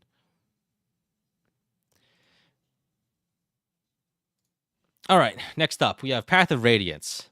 So bow users are Rolf and Shinon and Astrid. Um so there's Rolf, there's Shinon,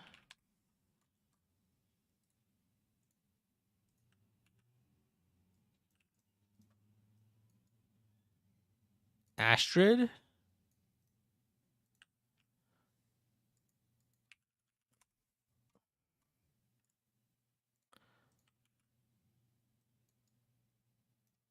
Who else is there? Jeffrey, Kieran.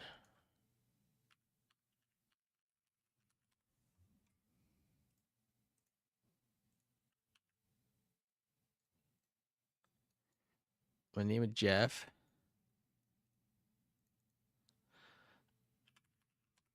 Kieran? I don't know. So I think the answer here is pretty clear, right? They all Boyd. Boyd, Oscar.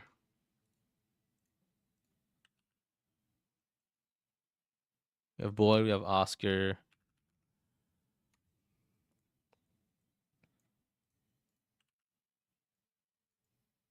What else do we have? Makalov.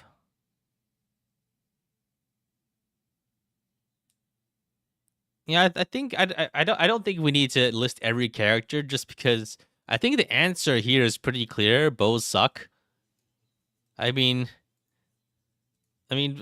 bows suck in this game.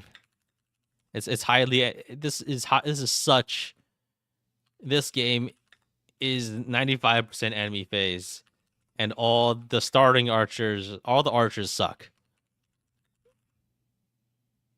I mean, come on, like Rolf, come on, Shinon, come on, Astrid, come on. I mean, look, like I don't think they have a single double digit stat. Yeah, Astrid does not have a single double digit stat to start with. And Shinon, I guess he has speed and skill, but he comes back in chapter 18 and Rolf, yeah. Astrid is very good in Maniac mode. What different universe are you living in?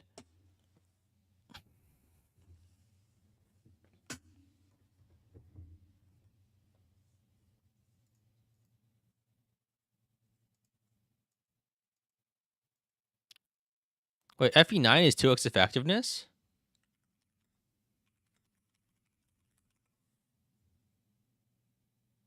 Really? It's only 2x in FE9? I didn't even notice that, huh?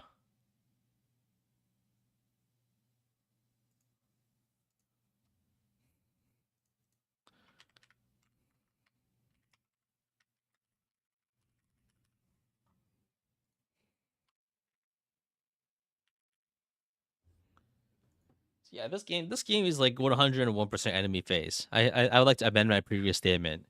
There is very little part of this game that is not on enemy phase.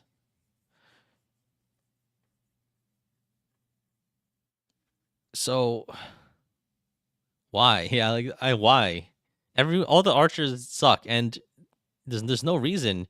There there's no reason.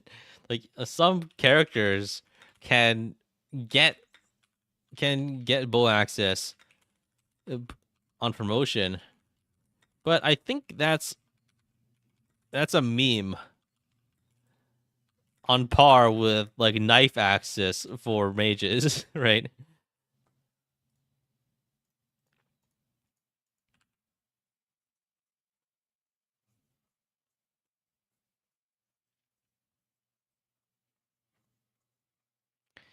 I mean, I think yeah, I think it's knife access, right? It's just like knife access. Lin gains 1-2 range though. You mean Lin gains 1 or 2 range?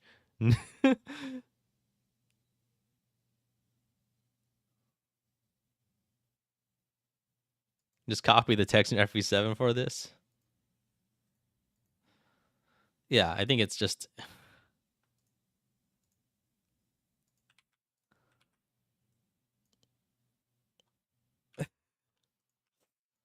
yeah, I think it's I think that I could just copy and paste it. It's exactly the same.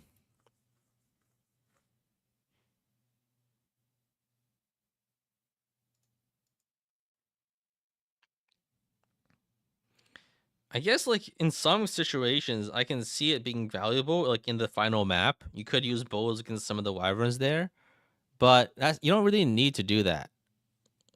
If you have at least like a bunch of body blocking strong guys, you don't need the bows. And even then, if you can't fight the wyverns on enemy phase with bows.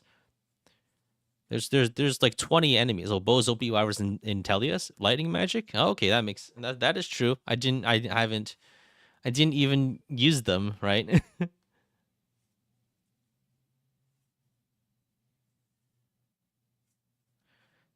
Rolf, Boyd, and Oscar have a bow triangle attack. No, triangle attacks are a meme and they don't matter. If you think that they matter, then you are deluding yourself. You are lying to yourself because of a shared delusion that only you exist in.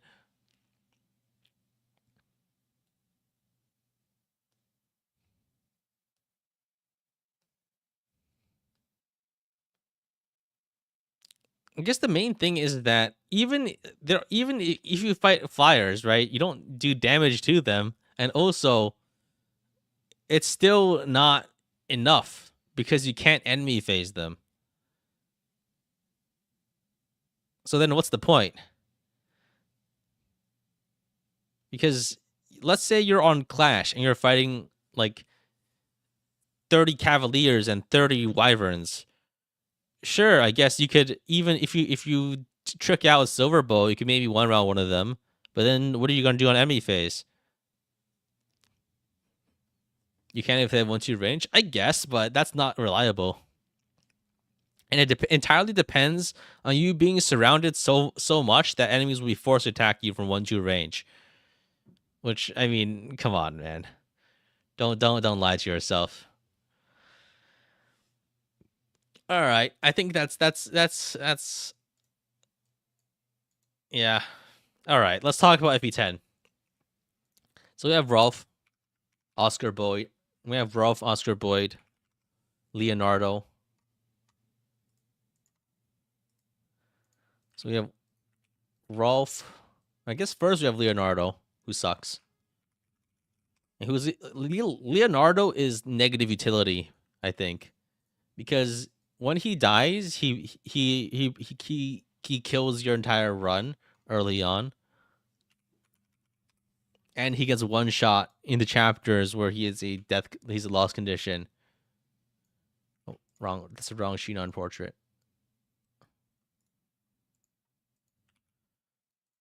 So we have Shinon. I guess we technically have Oscar and Boyd.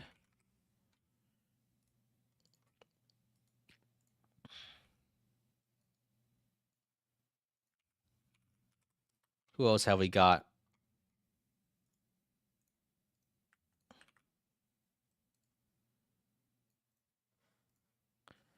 .313 Archer, Leonardo. I think so. It's just these four, right? Oh, Astrid again, right?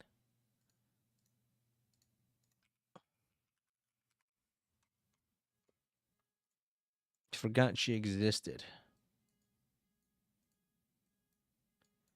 So I guess we can talk about, I think, in these groups, right?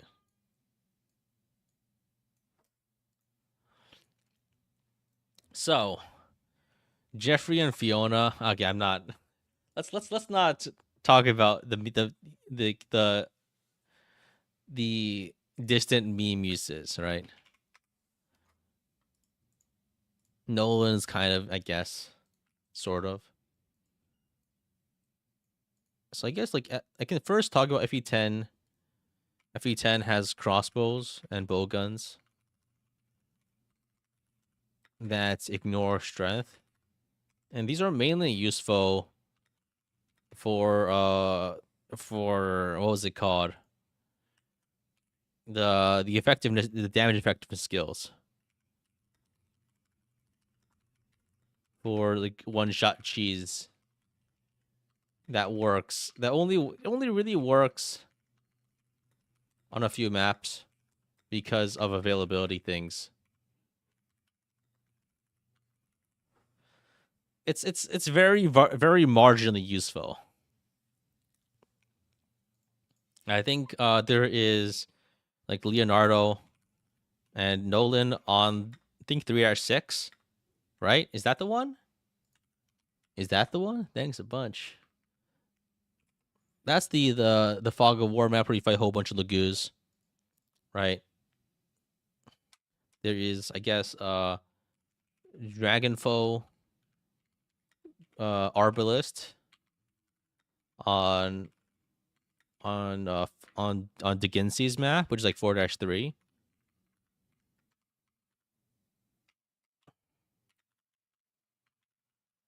Was that yeah, 4-3? Like, but I guess the thing is like this map, like, but this map is so cheesable, like in 50 ways, that this hardly matters. Right? I think the Gensi Dragonfall Arbalest cheese, it's a bit pointless because you can cheese that map just by having Kurthnaga exist. So it's yeah, whatever. I guess the other main feature is that the dead like the marksman, right? Or at least the tier 3 promotion. What was it called?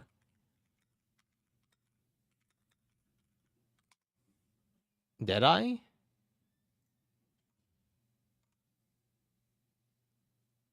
What was it called? Uh it was marksman. I was right the first time. Okay, so like uh tier 3 marksman have 3 range. Have 2 to 3 range with most bows, which is quite good. It's pretty good, right? It's it's it's it's it's it's it's marginally useful, right? I think it's marginally useful for, I guess, cheese strategies mainly. It's you don't really need it.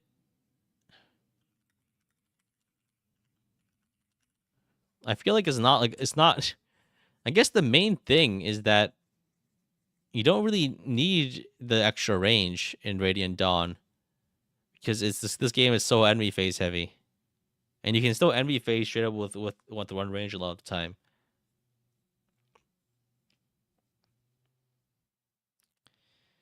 I think the other thing is, I guess, the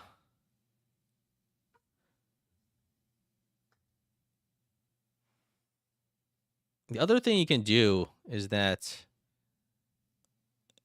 you can technically triangle attack with bows, but yeah, it's not. Yeah, I'm trying to think about other things that I might have missed. Ledge advantage? I mean, I guess, but you don't really need ledge advantage most of the time.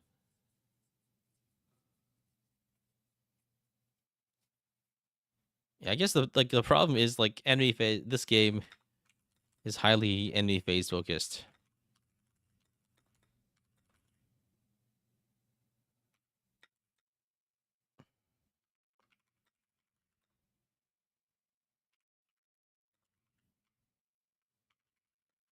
So I guess we can talk about individual characters. So like Leonardo, bad. Rolf, you gotta train him or he's bad, right?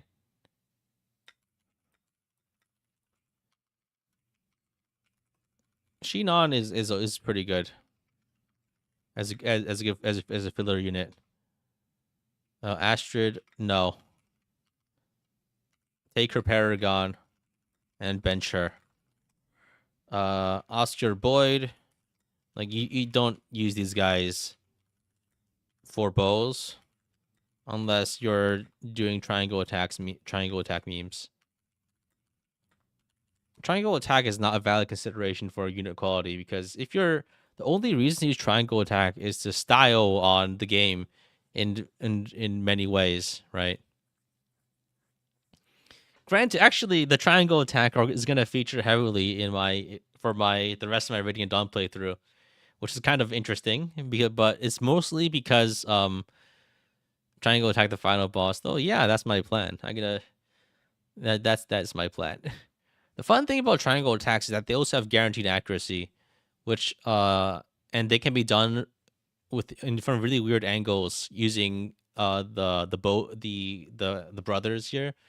So you can triangle attack a sheriff from outside her range with guaranteed crits and guaranteed accuracy, which lets you kill her multiple times without taking any damage, which is pretty useful if you want to try to get as many kills as possible, which is the end goal of my Radiant Dawn playthrough. Spoiler alert. So what you can do is you can chip her down with a Rolf triangle attack, and then finish her off with another triangle attack for someone else without taking any damage. So that way you can keep your HP levels up does to keep sustaining through her AoE attacks. 313 archer, I guess.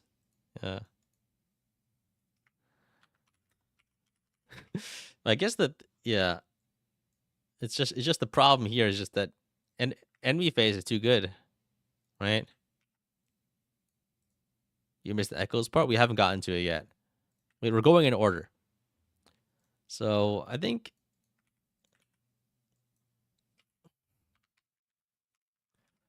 I think there aren't that many. There's not that many enemy flyers, huh?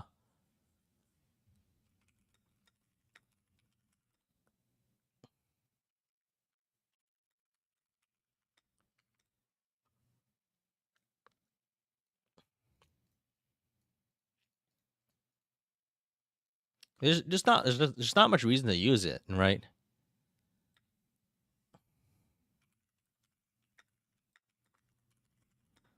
Bows don't work on wyverns. What else is there?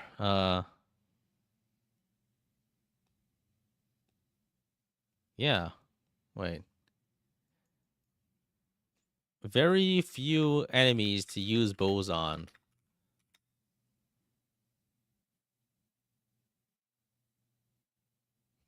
Actually, I should add that in here, right?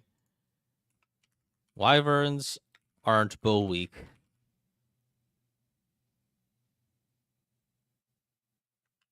Yeah, there's just nothing, huh? Are we including ballistas? I guess, but we'll talk about them separately. But the thing is, like most of the time, like there are very few. If you're talking about ballistas as in the character class, we can talk about that in Shadow Dragon. But if we're talking about ballistas as in the terrain feature, they don't matter. Ballistas as terrain features don't matter.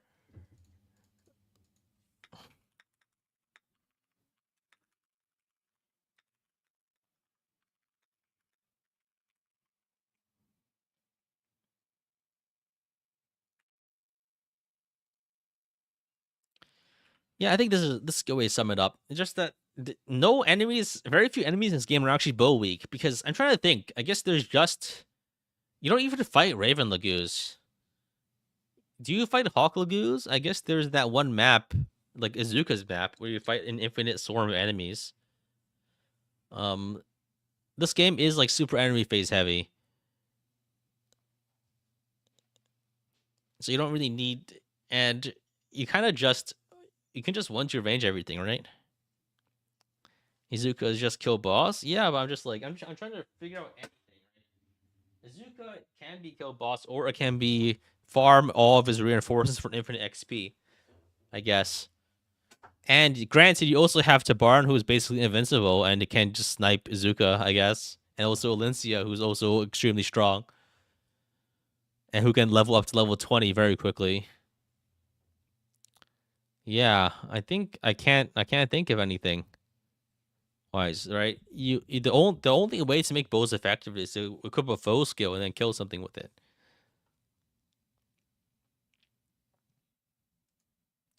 All right. You train for the tower? Yeah, I guess, yeah. All right. I think that's it for Radiant Dawn, right? There's nothing else to talk about. It's just that you don't fight hawks or anything very often at all. You just don't fight things.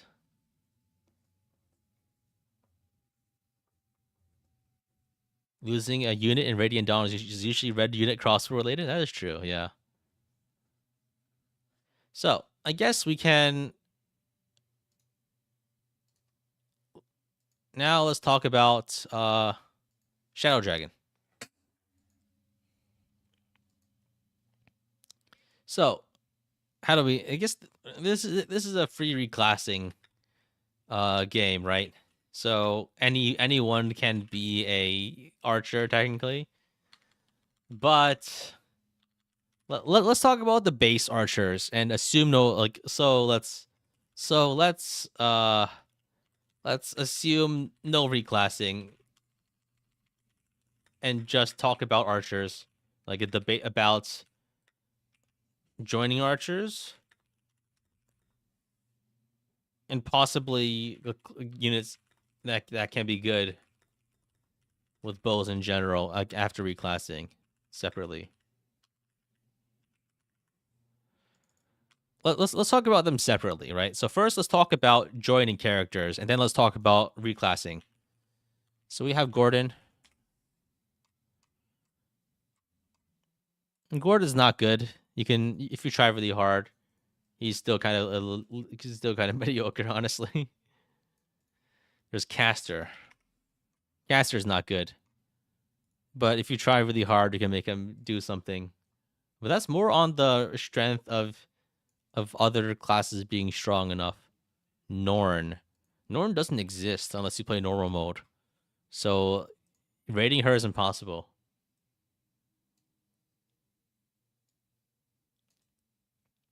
There's George, who gives you a silver bow when he joins, and then you bench him forever. Like this, he's like plus 2,000 gold. That's another plus one on your wing spear. Frey? I don't think Frey uses bows. He's a cavalier.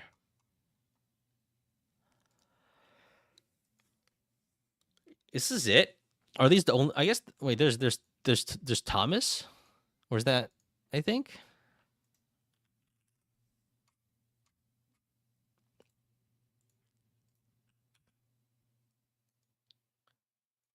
there's Thomas. Who else is there? Tomas.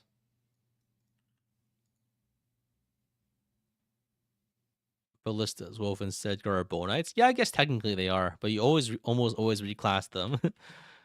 The horsemen, and they reclass you just reclass them into the in general or something. Yeah, Wolf and Sedgar are technically Bow Knights, but we don't ever use them as Bow Knights.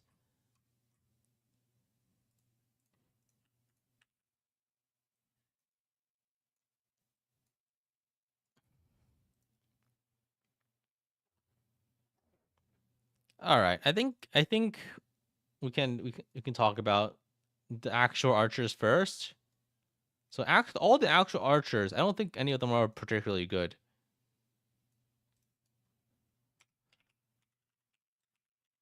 Actual archers. Gordon. Caster.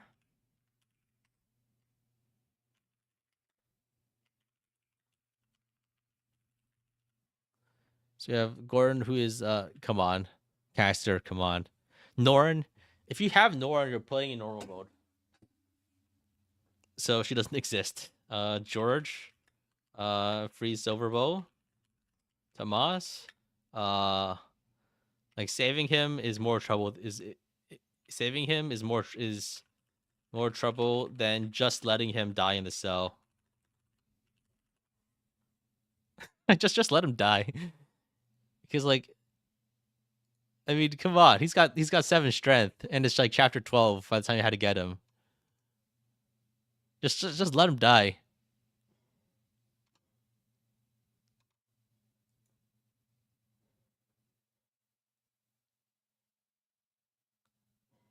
Caster isn't that bad. Really? I don't think he's certainly not good.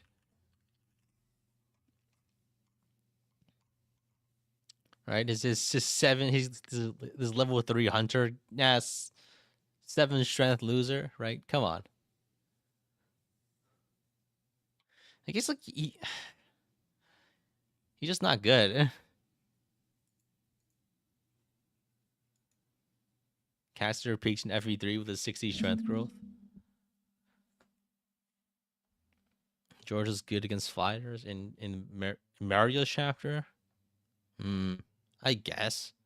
But you can also just have like I guess my perspective here is tainted by the meta strategy of just having a 30 defense general.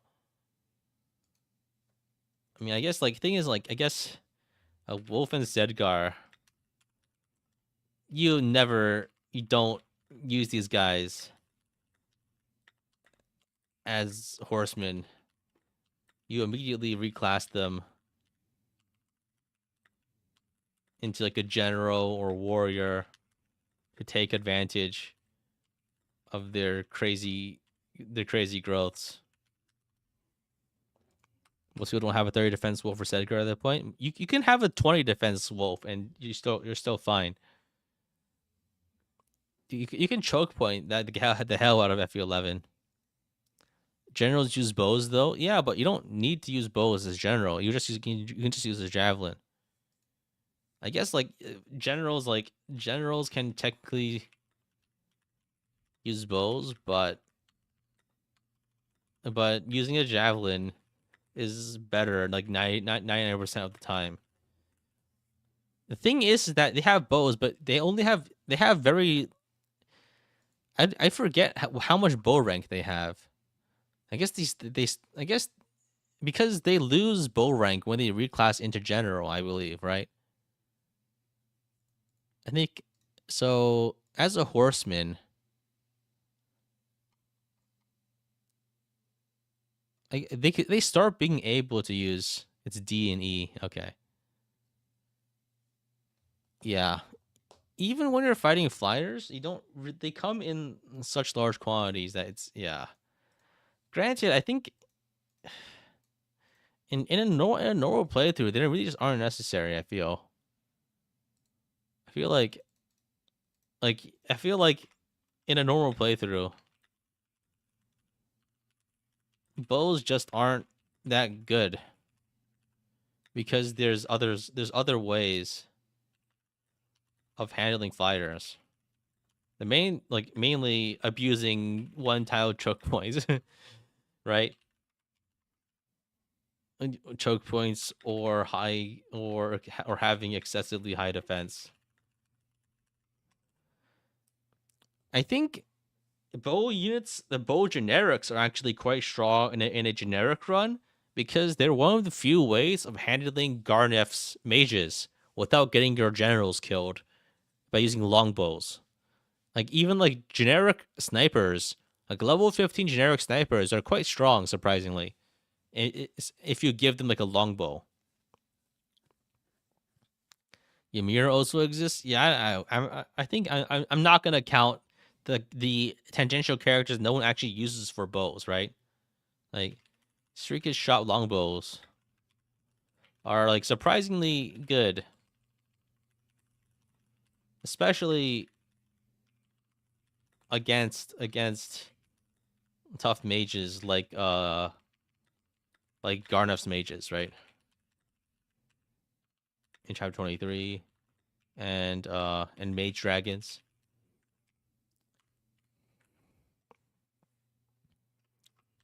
A staple of generic runs. Filler generic snipers are surprisingly okay. You would have Wi-Fi shop longbows too. I guess technically, if you can still use Wi-Fi shop, but yeah, let's not consider those.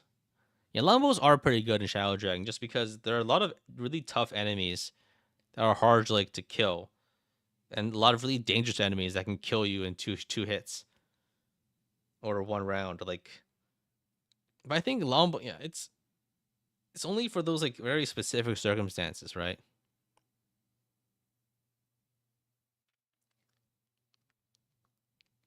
So yeah, I think it's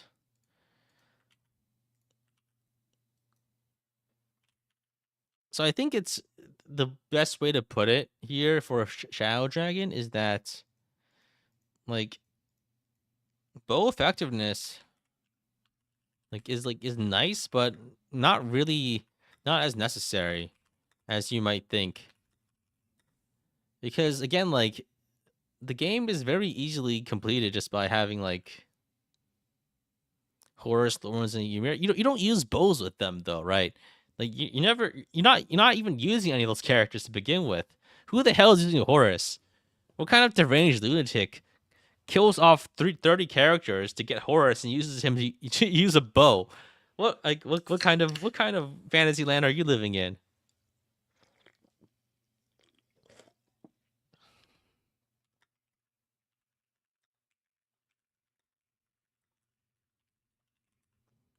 And you also have Excalibur, right? I guess, right? You have American Excalibur.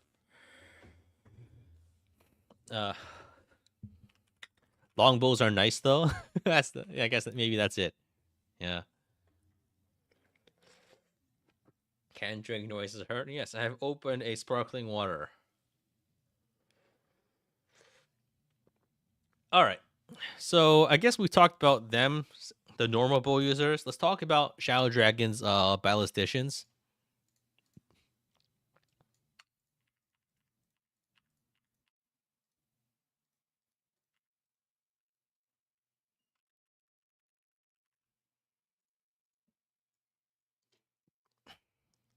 Like a ballista is just it's just a really really big bow, right?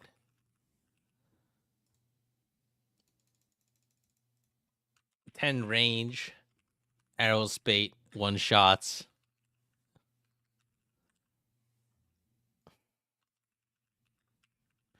Uh,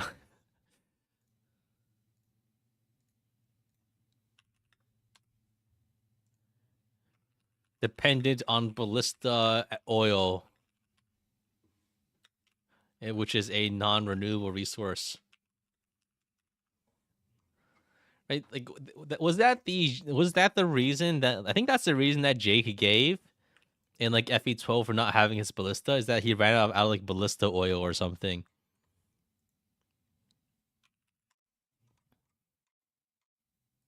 Where was that Beck? I don't really remember. It was like one of those two.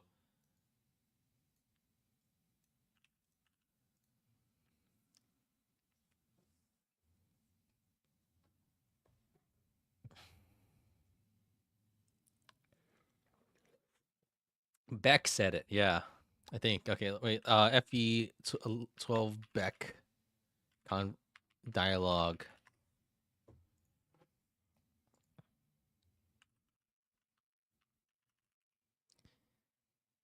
We need, in order to move a ballista, we need the oil from a special fruit. However, that fruit disappeared after the last war, so you can attack with a ballista but not move it.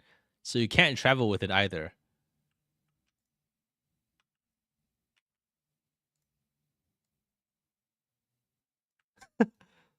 That's really funny.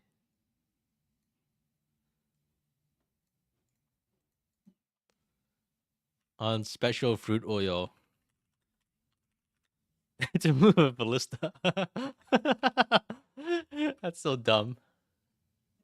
I ate all the ballista fruit. Beck? Yeah, so yeah, I put it on the screen. So Beck traveled the world with its ballista 3 move at a time, but then it stopped because he ran out of the ballista oil fruit. Because that's the justification. That's to move a ballista, you need oil from a special fruit. But they ran out of the fruit, so he can't move the ballista.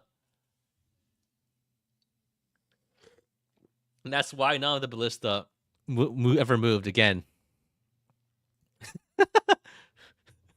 It's a non-renewable resource. Yeah, we need to go to war for ballista oil.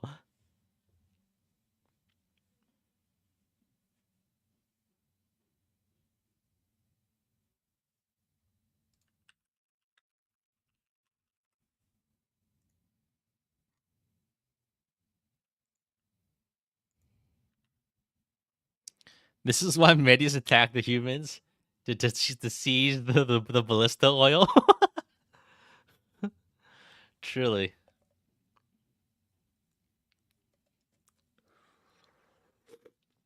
Medes wants to bring back the ballista fruit. Yeah, Jake and Beck join as different classes in FE12 because ballista don't exist anymore. So, yeah, these are comically broken and strong. Yeah, it's very the ballista are very nice, right? Very nice.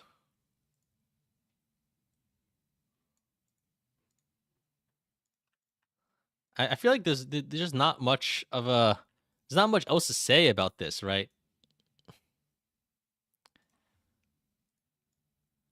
About ballista because they're just nice, and the reasons why they're nice are quite obvious.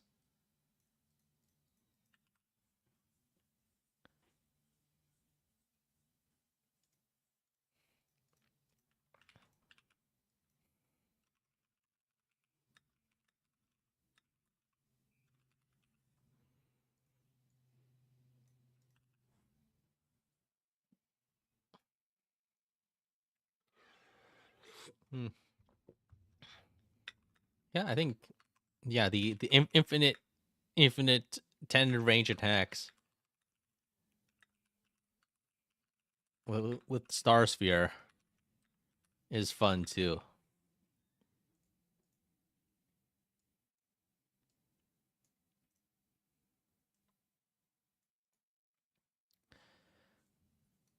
All right, so yeah, I guess that's it for Shadow Dragon. But Ballista are fun. They're broken. Everyone loves them because they're broken and fun.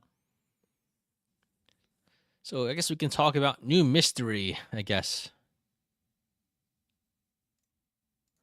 so. We can talk about bows in new mystery. I think bows are really good.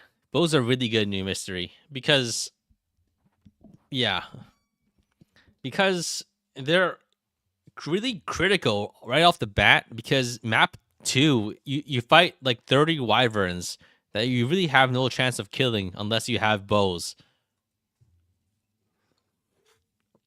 You fight so many Draco Knights. It's crazy.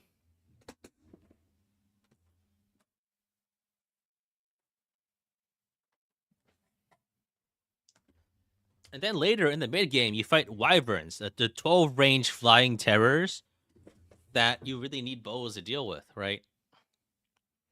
And then even after that you fight the I think a longbow, a horseman are probably one of the best classes in the game because they have the 30 speed cap, which is crazy and is needed because if you without meeting that speed cap, a lot of enemies cannot be doubled. And in lunatic reverse, sure, right? You need bows to not die to chip damage. Also, when you're fighting like the Glower Tome mages, the only way to not take 40 damage every time you attack is to use a longbow.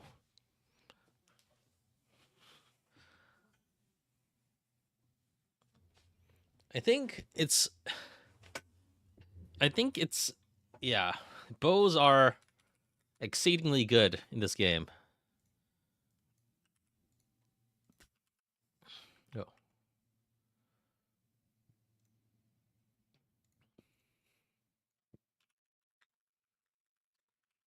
Like you like this is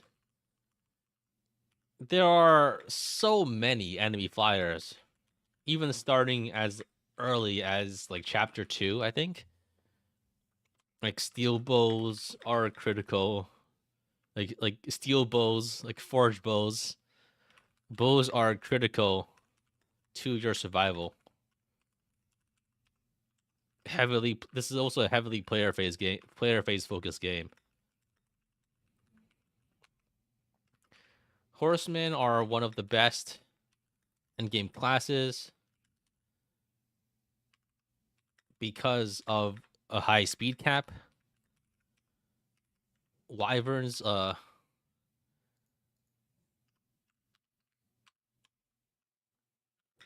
range, 1 to 2, 12 move, 1 to 2 range, wyverns in the desert. Uh, what else is there? Uh,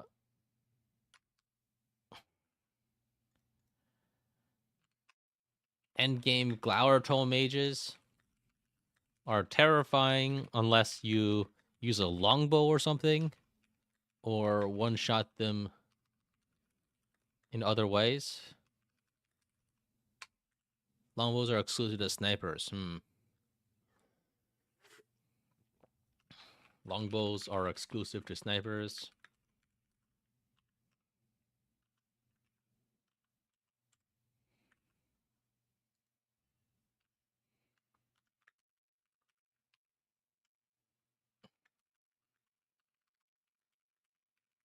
So bow classes tend to have really high speed caps.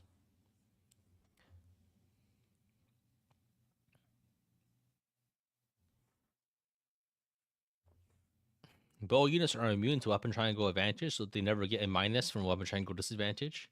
That is true. Yeah, I guess they never lose their weapon triangle bonuses because every FE12 has weapon rank bonuses.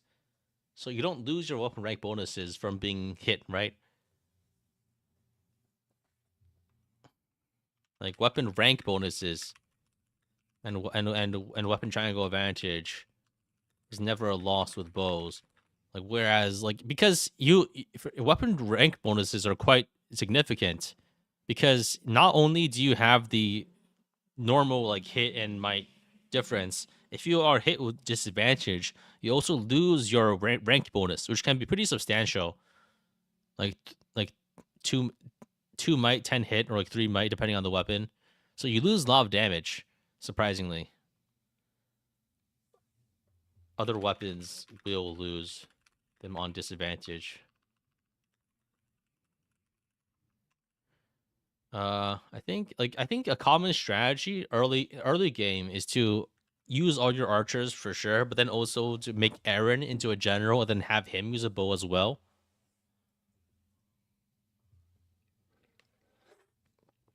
Yeah, I think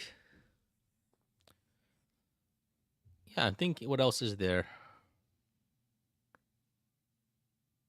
Sniper is a viable class arena abuse. Interesting. I've never tried that before. But I guess when you use an archer, you just only fight other archers and stuff, right?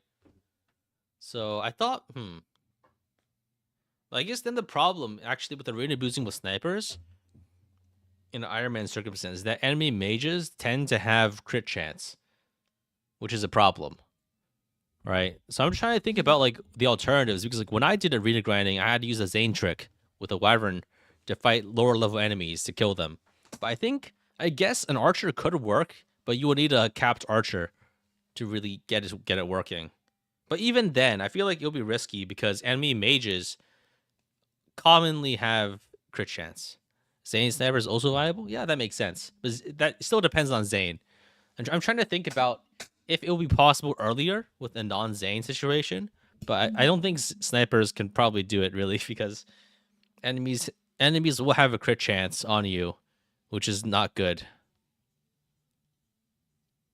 right?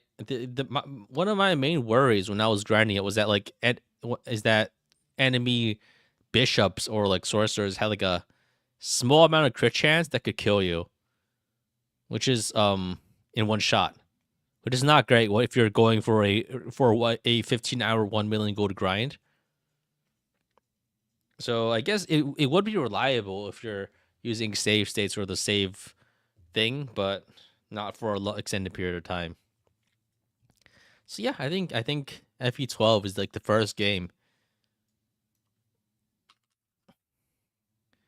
Bows are good. Player phase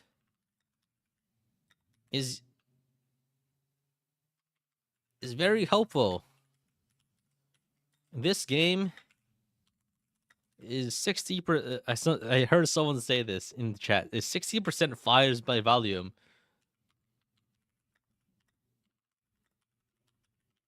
The bow classes have very good speed. Have very good speed caps, which is critical in the end game. Yeah.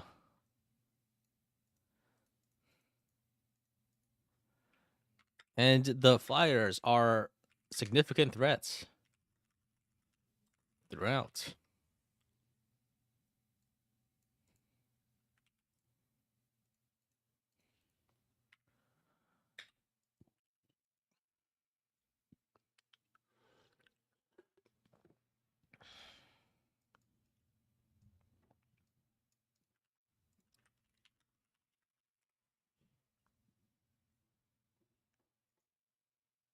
All right. Okay. Anything else? Anything else for FE12 that you think I've missed, or is that about it? Because now we're gonna start talking about more the more popular recent games.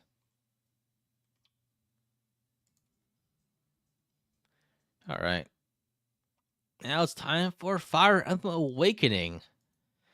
Um, I don't think I've ever used bows in this game at all, except maybe in the chapter where Virion joins. Is Virion the only archer in this game?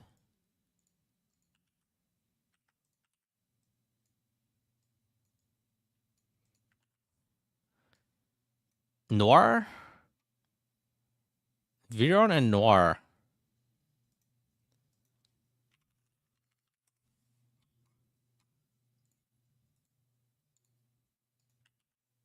So I think yeah. Why get Noir? I don't know. Role playing.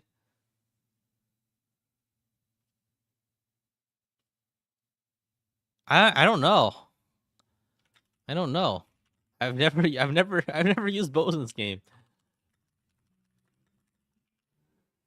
I've never used bows like once in this entire game. The game is too enemy phase focused for most people to ever consider. Besides, is either it's okay. How I guess there's two options, right? Like this game plays out in two ways, right? One is enemy phase nose tank, and the other one is Gale Force one turn, one turn sweep. So then where do bows come in here? And I that right? I think you either beat the map in one turn, or you beat the map in 300 turns on a fort. Bows are good for Lunatic Plus, but no one really plays that. I guess, yeah. Bows bows mean that you don't die from counter on enemy phase in Lunatic Plus, but only crazy people play that mode. Snipers are meta in Apotheosis. I don't know. I mean, I've never really played Apotheosis. Am I a crazy people? I'm not crazy enough for that. Bows can be used for gale force sweeping. I don't think they're not better than any other options. Apotheosis you literally had to buy limit breaker for. I think you can. I think there's many clears to do it without it, but it definitely helps a lot.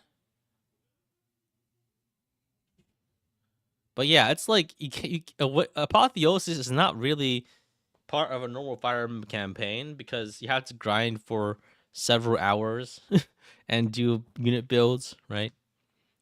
So it's kind of it's like say asking if you build for the Thebes labyrinth and Echoes, or if you're trying to finish the tower the Tower of Owner or Lagdo ruins. Like there's just no use case.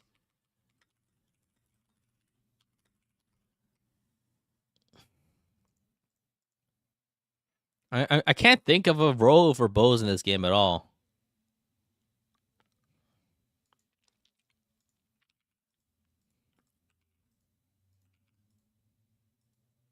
They're just bad. Yeah, archer classes don't get great skills.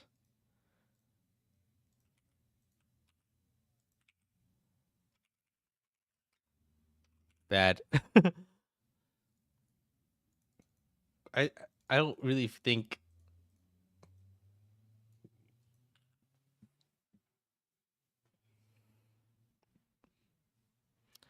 Yeah, I don't know. Why was it weak to falchion? Oh yeah, I guess that's true.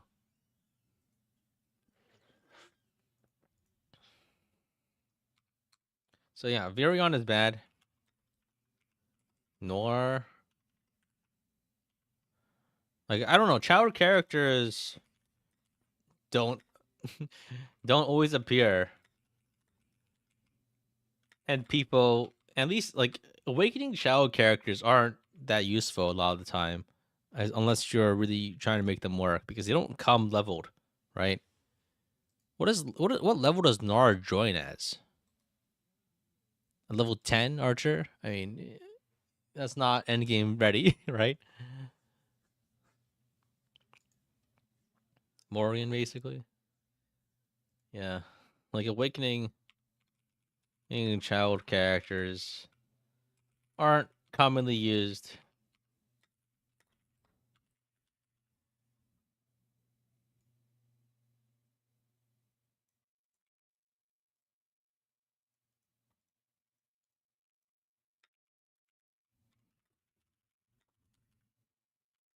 I don't really feel like you use them to clear the game most of the time.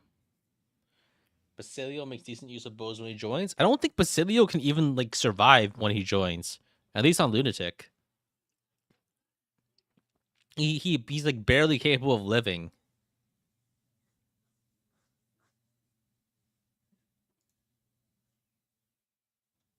Right. They do inherit they do inherit their parents' stats. So yeah, I don't know. I should just leave this out. I don't know. Like I don't. It's yeah. Awakening child classes or characters or whatever. So yeah, let's move on. All right, let's talk about Fire Emblem Fates Conquest. So Fire Emblem Fates Conquest. I think bows are probably at the best that they ever are in this game, right? They're really good. Bows good, right? I think the archer classes have incredible skills. We have quick draw, +4 damage. Bow fair, +5 damage. Sniper, archer.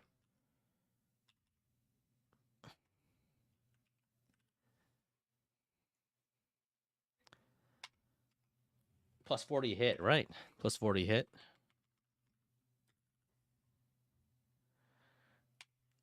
They are green weapons. Weapon triangle advantage versus lances and shurikens. Anti ninja weapons. The final boss is an archer.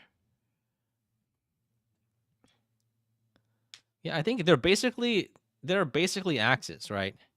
With good, yeah.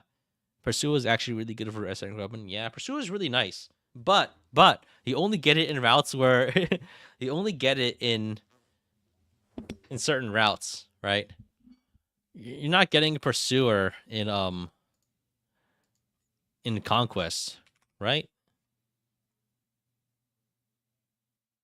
You guys, yeah, Pursuer is not in Conquest, so we'll talk about it separately. Pursuer is only in Birthright and Rev. Bow and Egg is Shuriken Breaker.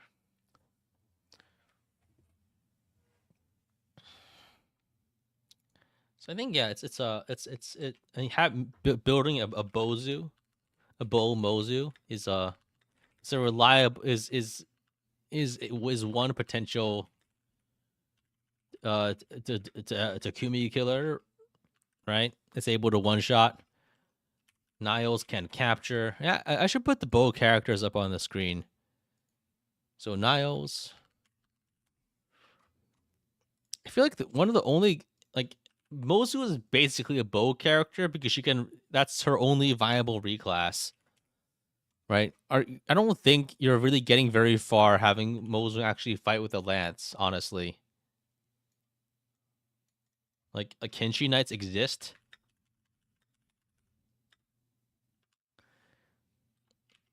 Level 37 Azura. Let's go. Boots. Shura is pretty good filler. Who else is a bow unit?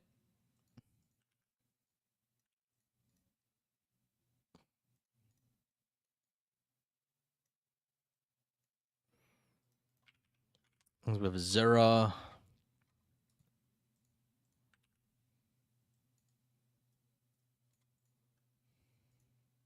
Nina. Reina? Reina's not in this route. We'll talk about her later.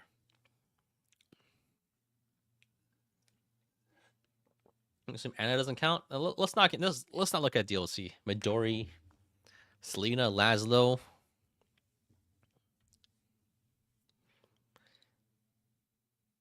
Nina and Midori. I think Nina. I don't. I think she's kind of useful, but she's mainly useful for having pass. You know what I mean? I'm thinking her main utility as being a way to have pass and movement +1 on a cab. But that's just me. Kaze. Kaze is the best bow user? What? I mean, he's a potential bow user, but why would you ever want him to make him use bows? Midori.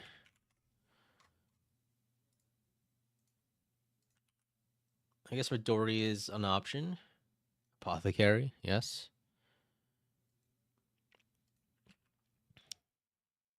Bow Kaze. I mean, come on. Shurikens are good. So why use bows if you can use shurikens? Candace? I mean, I guess as a generic, as like a capturable, I guess. I don't know. Of course, there's Jotaro, but he doesn't really count because he's not he's not in this route, unfortunately. All right. I think. All right, let's go and skip through these. Let's not, because of reclassing. Let's not go through every single character, just the ones that people actually use, right?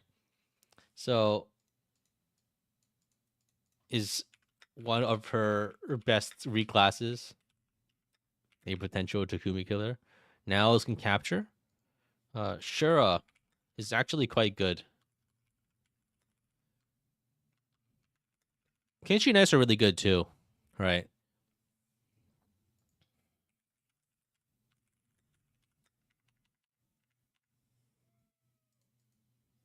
And then I think the child characters can also be quite nice, but I don't really feel like there's not much, yeah, air superiority. So I think, yeah, the thing is that like Conquest has many maps with a lot of threatening flyers. For instance, there is the wind map, the Kaga's Fuga's Wild Ride. Chapter 20, right? 20?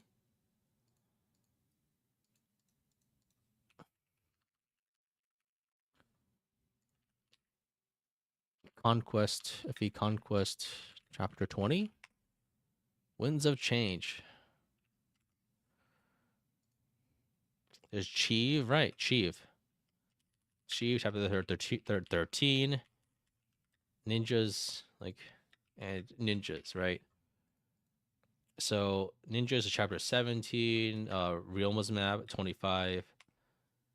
Hinoka map, which is 23. No, 24. Right. A lot of the threatening maps are ones where you fight things where bows are good, right? Adventurer does count as part of archer line, I guess, but you don't get a natural adventurer, right? Wait, is adventurer sure an adventurer?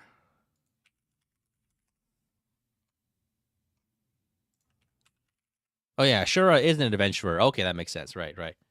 I forgot which class he was because I don't commonly use him. I normally make him into boots. So so yeah, I think the fact that they are part of the weapon triangle gives them like a much more important niche than what happens in most games, right? Shining bow. Yeah. Oh, shining bow matters a lot.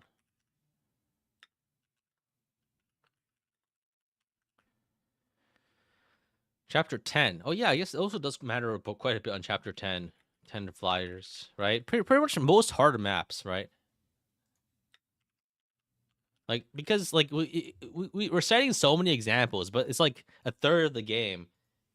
Like for at least a third of the game, flyers matter a lot. right? Because like there's all the tough maps, and then there's the filler maps. It's okay if the filler maps don't have to deal with it, right? Because if let's say you're on the on that call it on that map where you're the Rainbow Sage map, right? That's a filler map. You don't.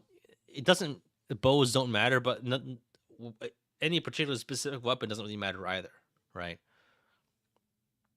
Just here, I think it's quite good. Yeah, just because chapter 14 has Kinshi reinforcements. Which one's 14?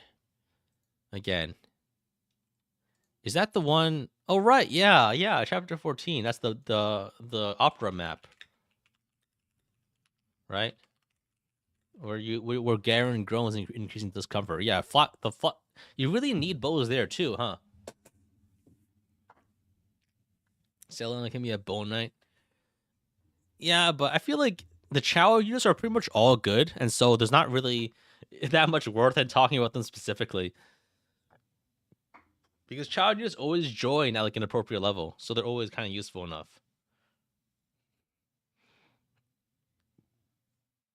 Oh yeah, attack stance is also really nice too. Like attack stance effective damage is like a comically great multiplier, like a damage multiplier. Selena and Lazo are not Chow units. Oh right, right, yeah. I keep forgetting. This is the wrong game, but I don't know. I've never actually used Selena or Laszlo normally.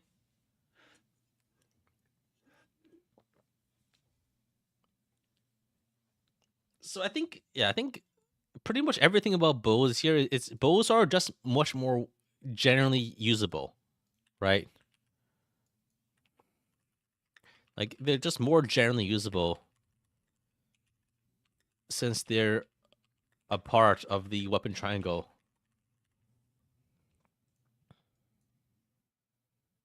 right? So I think they're probably the best they ever are in Fire Emblem, just because they are the Shuriken counter.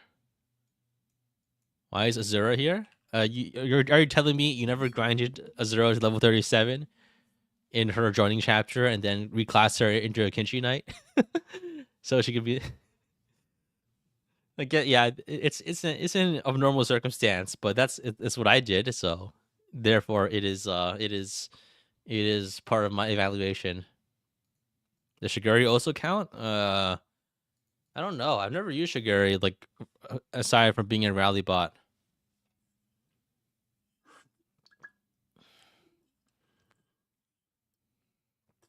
All right. So yeah, Fates is more like in Conquest. They're a critical like counter for the many fire centric maps, fire and shuriken centric maps.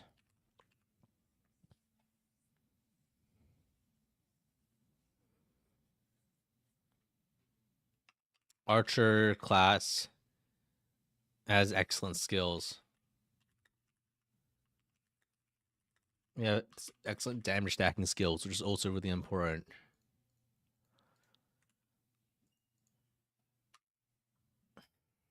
Archers can also reliably check ninja speed. Yeah, they're also fast too. I think.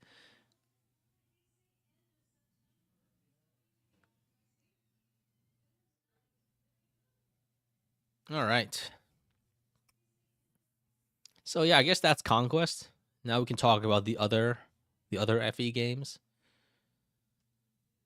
Once you range isn't very good. That is true. Yeah, once you range is pretty mediocre. Like once you range is lacking in this game because I think javelins, hand axes, Kadashi, they have they have like the minus speed penalty, right? Like they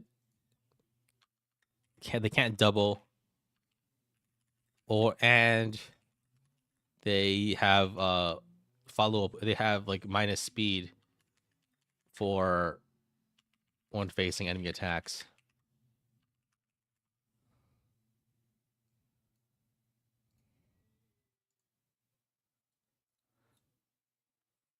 Magic is pretty good in Conquest, but at the same time, you, you bows are still magic isn't good against shurikens, so you kind of need bows there, right?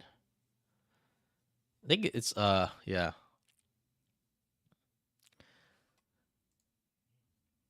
and the game is very player phase heavy. Yeah, I think Conquest is the most player phase heavy, one of the most player phase heavy games in the series, and bows are good there, right? And I think the main weakness of bows is enemy phase, and here in Conquest, you want to minimize enemy phases as much as possible in most circumstances, unless you've built a character that can survive everything, which is quite hard.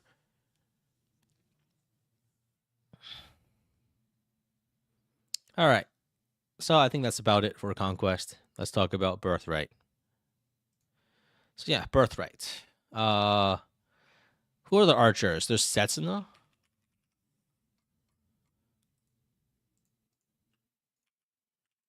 Uh, who else is there?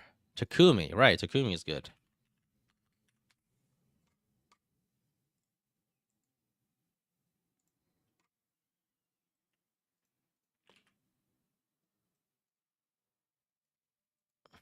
Reina. I think Yukimura also uses bows, right? He uses shurikens and bows, I think, or Yumis.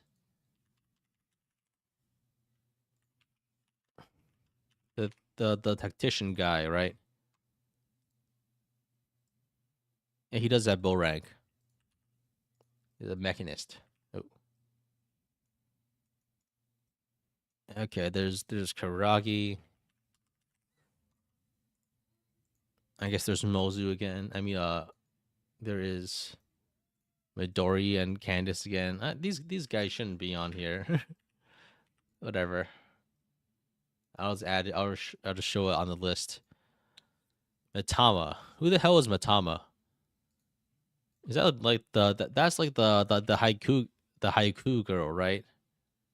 It's a shrine maiden. Oh wait, shrine maidens can use bows? Like the promotion, right? So I think technically Sakura can use bows. Azama's daughter.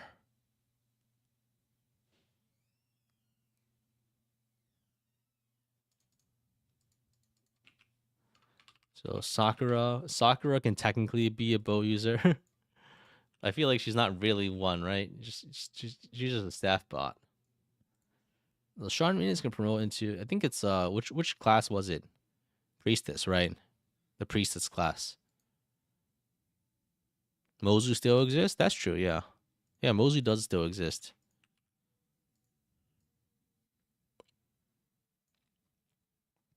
Shura is also there. That's true. But you can't kill him for boots. There's Matama. Like you don't use her for bows, right? So I'll just shove off the characters that aren't really used for it into the corner.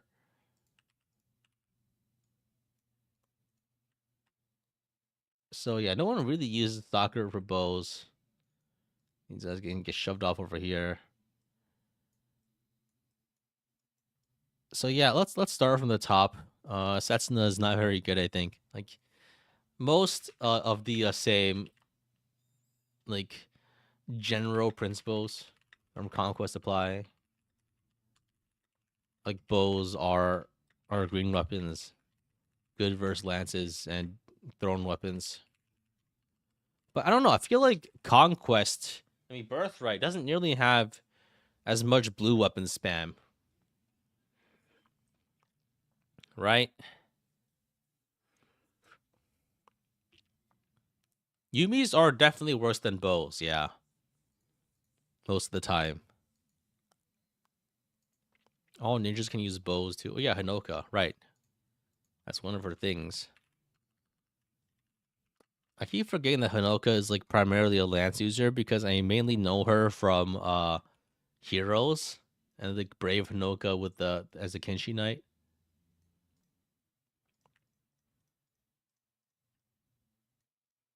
So I feel like bows aren't that good in Birthright, even though the class is quite strong because Birthright is much more enemy phase focused, right? I think like Birthright is much more enemy phase focused, and so bows like similarly like lose their niche.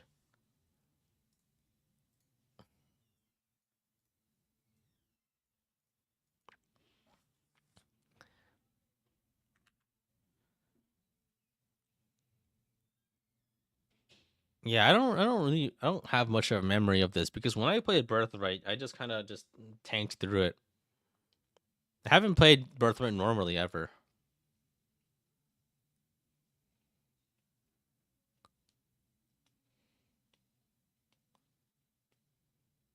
Yeah, so I think it's yeah. So I think if you want to, you can. The other thing is that you have much more access to Shuriken, which are 1-2 range, and also just quite a lot better, I think, in this route, right? Ryoma, right? Like okay, it's like just use Ryoma, just use ninjas, right? There are better options. Like in Conquest, the number of Shuriken users you have is quite limited. It's like it's just Kaze and the main character. Granted, Master Ninja main character is quite good. Like Master Ninja Koron is a good option. A lot of people go for that option, right? Like you have so many ninjas in this route. As though it's a ninja with soul, yeah. Like just use ninjas, I think, because so it's a 1-2 range shuriken debuffing option, right? Kagero, yeah, Kagero, Saizo, yeah, you get many options.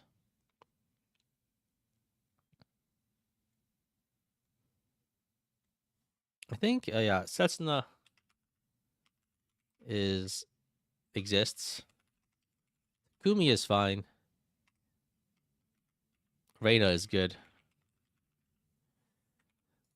Hinoka can technically, right? I guess it goes. So you also get Azura, and Azura can also be a thing, right?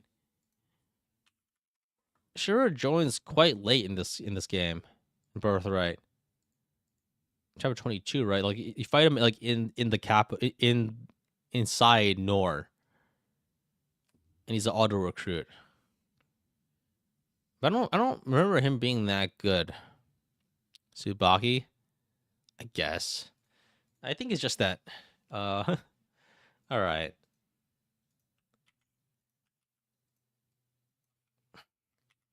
Birthright. Enemy phase focused. Plus, you have a much higher abundance of good 1-2 range options. Ninjas. Just use your ninjas, I think. Which are, I mean, like, also fires aren't really that much of a thing in Birthright, huh? Like low flyer density in this route. I remember Nora mostly having like it's mostly calves. I can't. I'm trying to think of which maps on Birthright have a lot of flyers, and I can't think of any. But that's mostly because I don't have a strong memory of Birthright to begin with. Right? Let's see, chapter 7. Like the Fugo equivalent map has no flyers. Ninja Village map, no flyers. There's that map in the boat, which I guess, but that's like chapter 9. It's not really hard. And you also get Reina immediately on the map. There's that the opera map is can be one turn with a flyer. Another hope, you fight Camilla, and you also get kind of get Ryoma at the end of the chapter. I don't remember you fight Camilla. I guess the bow can be useful against Camilla, but I feel like the next map is just like you fight 30 million enemies.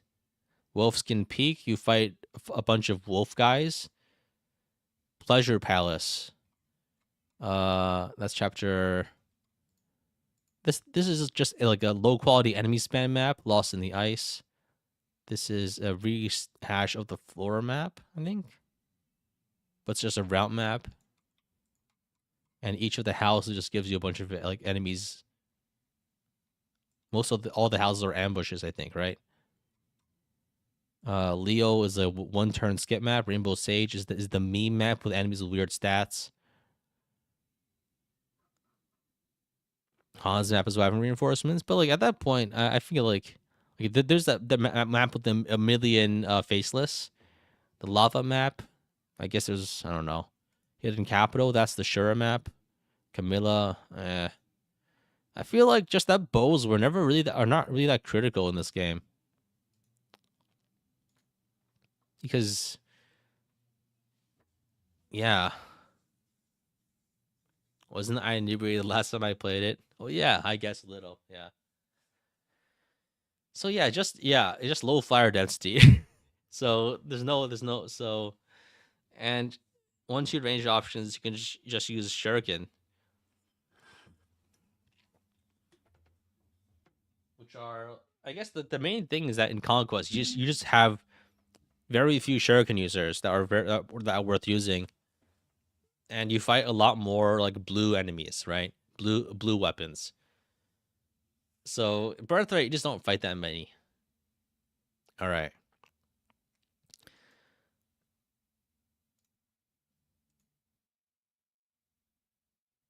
So now let's talk about Revelation. Rev. Let's see. Jotaro's kind of good, right? I mean, Vyoma and Xander just use Royals, right? For free 1-2 range slaughterhouse options, right? But I think they're kind of okay just because bow units have good growths. But like not in comparison to things like the monstrosities that are like Ryoma and other options like that, such as those. It feels like archers don't have most units aren't even worth using. Yeah, I think I'm not gonna list the characters just because I'm trying to think about any notable archers in Rev, but I can't think of any. Right, Reyna is barely the best non-core in combat in Rev. When do you get Reyna in Rev?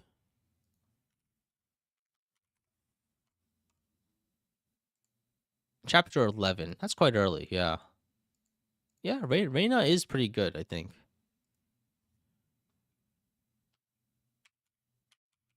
Reyna, like no notable archers. Takumi, Royal. Reyna, Shura. Oh yeah, Shura actually is kind of is cracked in this route. I think the only time though the problem is when I got to use him, he was like he was he just got killed because it was a KMU run. Yeah, Shura joins very early with late game stats with birthright stats. Crazy.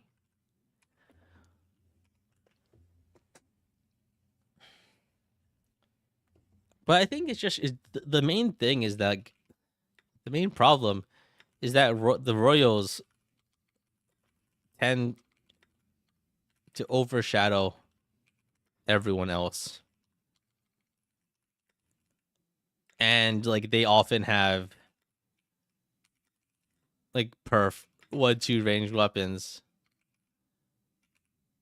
like right, like Ryoma, Xander have perf 1-2 ranged weapons. I'm trying to think about the other thing is that I feel like most Rev maps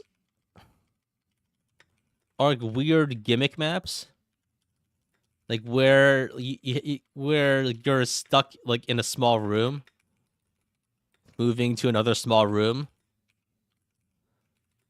So like I don't really feel like I don't remember there being that many like dangerous flyers because it's mostly I feel like most of the challenge of Rev is kind of like most of the challenge of Rev is having roughly like 4 guys in an elevator and then getting like mobbed by zombies the moment you open the elevator.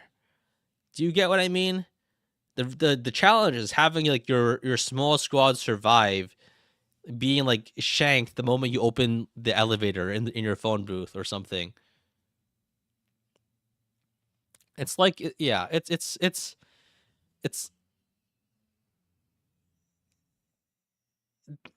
Rev's challenge. Rev's map design is like every map you're trying to get up to the top of a building by going to the elevator, but the elevator stops at every floor, and every periodically, like once you stop at the floor, you open up and 4 guys just rush into your elevator to fight you.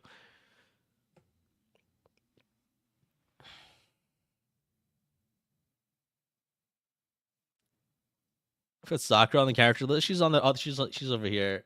She's on the other one. I don't think you're using Sakura as a bow unit in Rev though.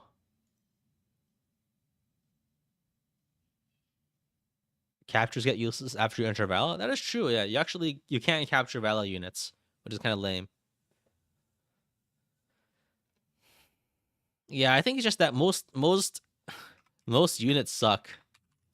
Thus, most bow units suck.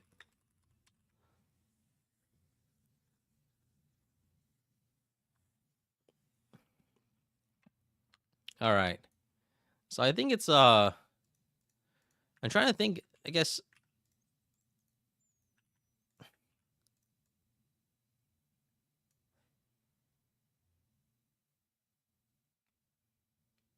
she's the first.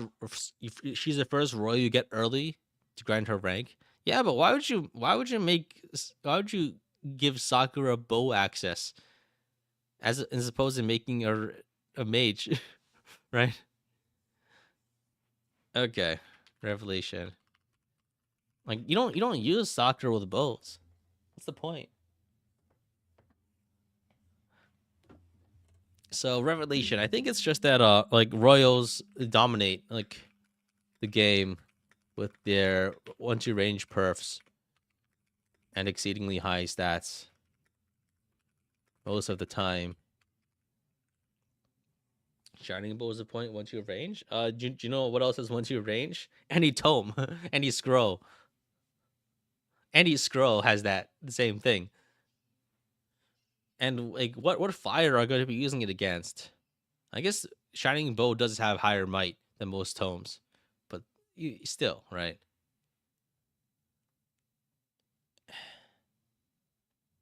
Fujin Yumi though is good though, yeah, because you get it for free. I feel like there aren't that many like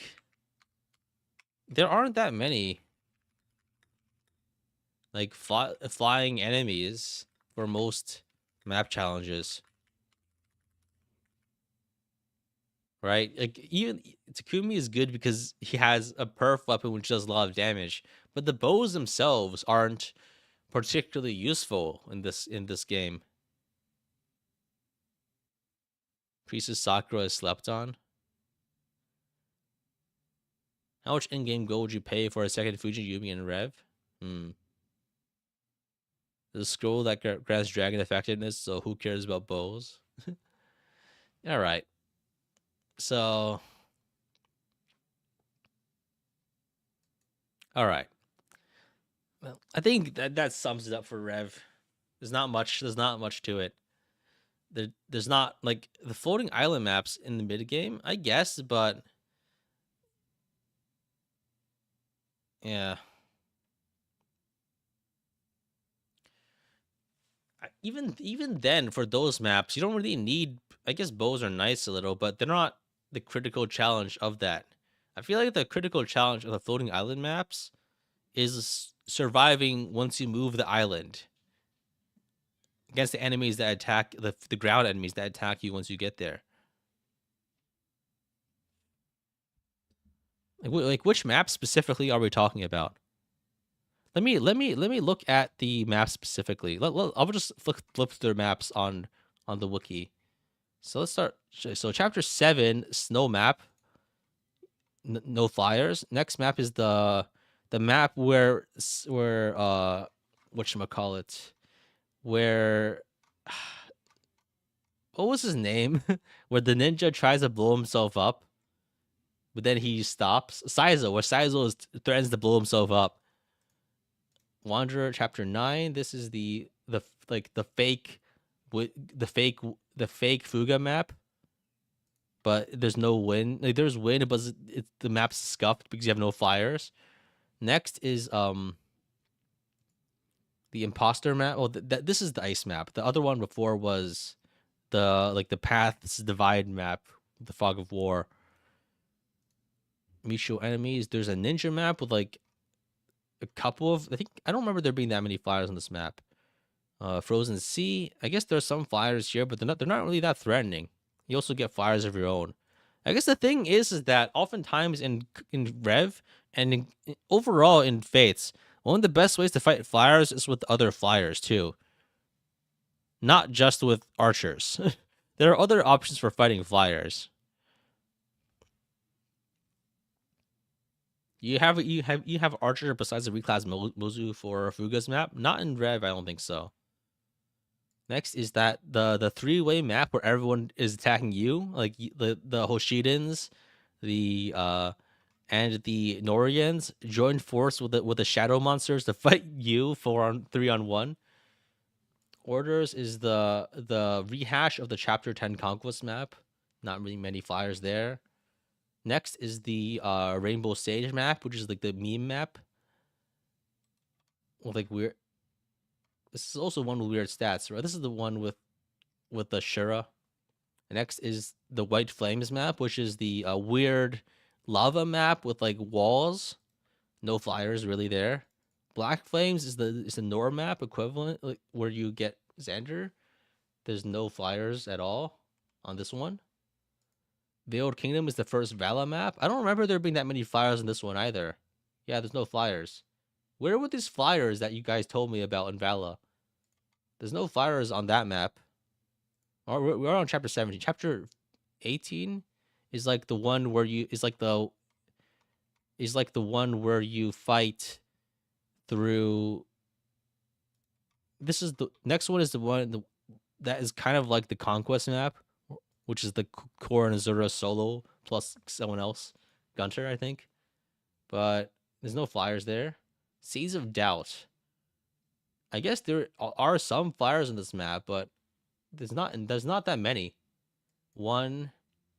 I'm trying to count here. So there's 1 flyer, 2 flyers, 5 flyers, 8 flyers, 8 flyers out of 42 enemies. I don't think Seeds of Doubt. There's only 8 flyers on this map. What do you mean there's that many? It's not. It's like one pack of enemies. Going forward, that's the red and blue map that levels and delevels characters. It's forgettable. Memories. This is like the thicket burning map. I don't remember there being flyers in this map. Well, there were. There were just 8 total. Out of how many? 44 enemies. Arete Undone. I think this is one of the elevator maps. Not elevator, like the platform moving island maps. There's 1 flyer, 2 flyers, 4 flyers. 4 flyers only? Yeah, like I think Days Lost. That's the Makoto map, which is like the rooms where you open doors. Flyers don't matter here. I don't think there are flyers here. Oh, there's a couple. There's like 4 flyers. Blades Drawn Sumeragi map. There are 3, 1, 3, 4 flyers. Wherever the flyers are in Rev, I'm not seeing them. I'm literally looking through the maps. I'm looking through the maps, and there's aren't that many flying enemies.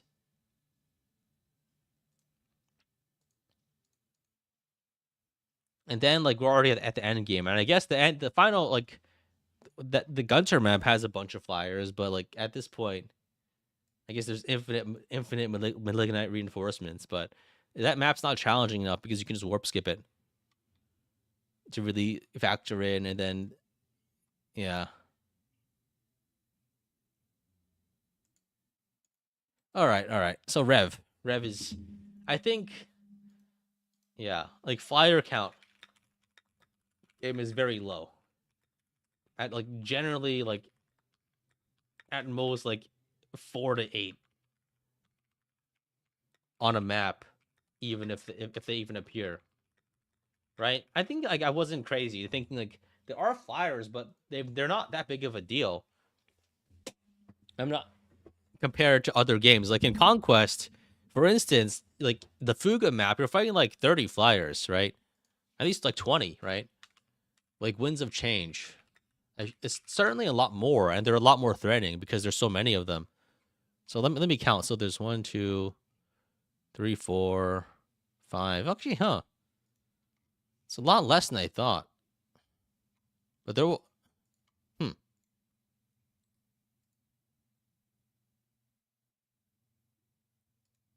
Yeah, the Fuga wooden map doesn't actually have that many flyers. Now that I think about it, but it's just that they're particularly placed to be notable and dangerous.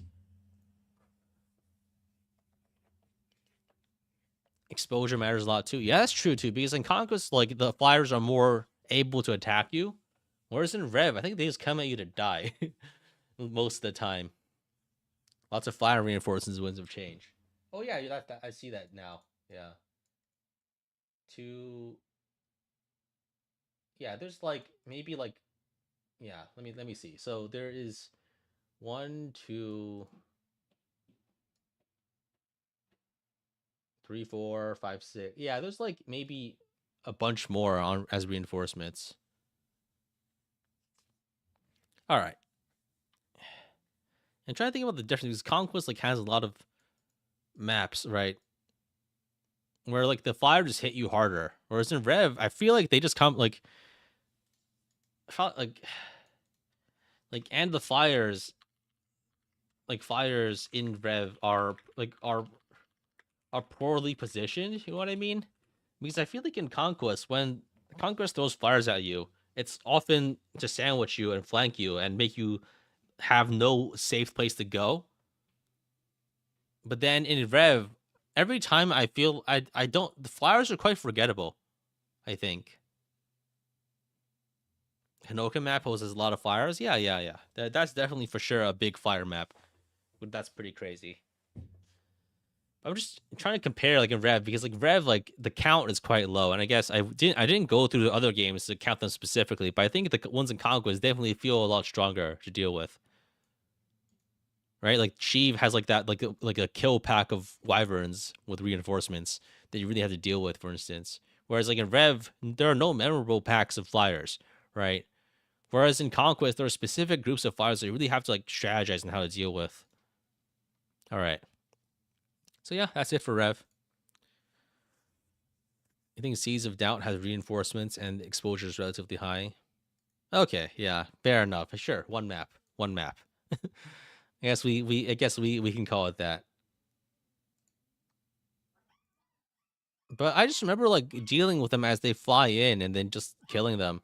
So you don't have to move, and they move towards you if I remember correctly. And I don't see reinforcement data here, but I think that's just because I think the wiki is just not showing it. Fe Fates Revelation reinforcements, right?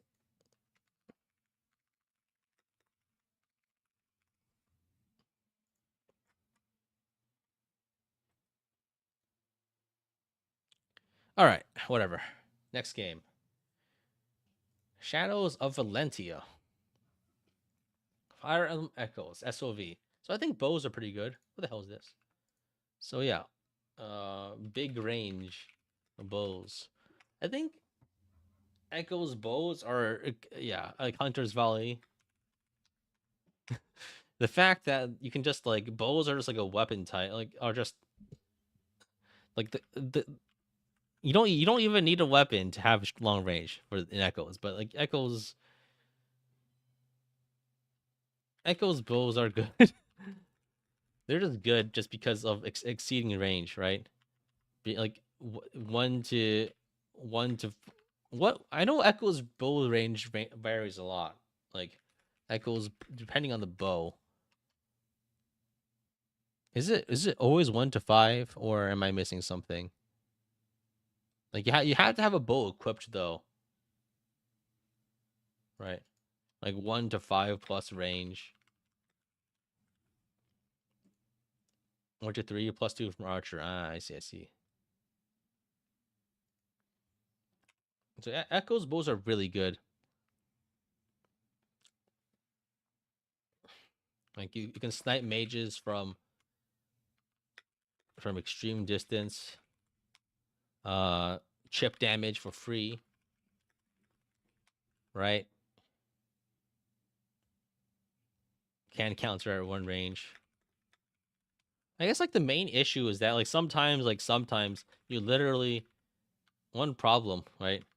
One problem is that you literally run out of bow weapons if you have too many archers. And the problem is that like archers only have high range if they have a weapon equipped. So in one of my SOV runs, I made literally everyone into an archer, and that was a problem because I actually only didn't have enough bows like in the game to make them work. And so most some of them were good, but then a few of them were basically useless because they didn't have a bow, so they didn't actually have increased range. Is there a problem that it's so good you want many of them? I guess it's literally a problem because you could only have so many, and you can kind of trick yourself, right? You can just make them switch their bows. Actually, is that I don't remember how Echo's trading works, but yeah, it became a problem.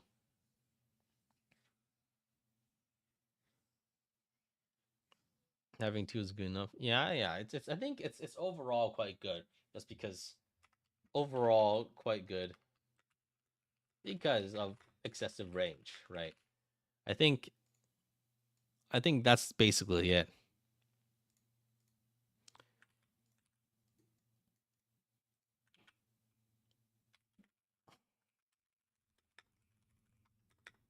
I think yeah, just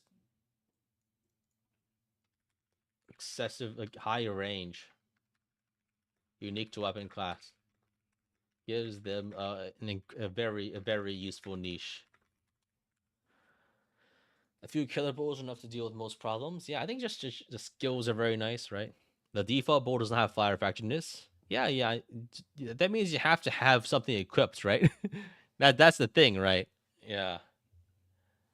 You can you can attack as an archer without a bow, but you're not doing much with it. So you need the actual bow, of which it's hard to get that many of them that are good.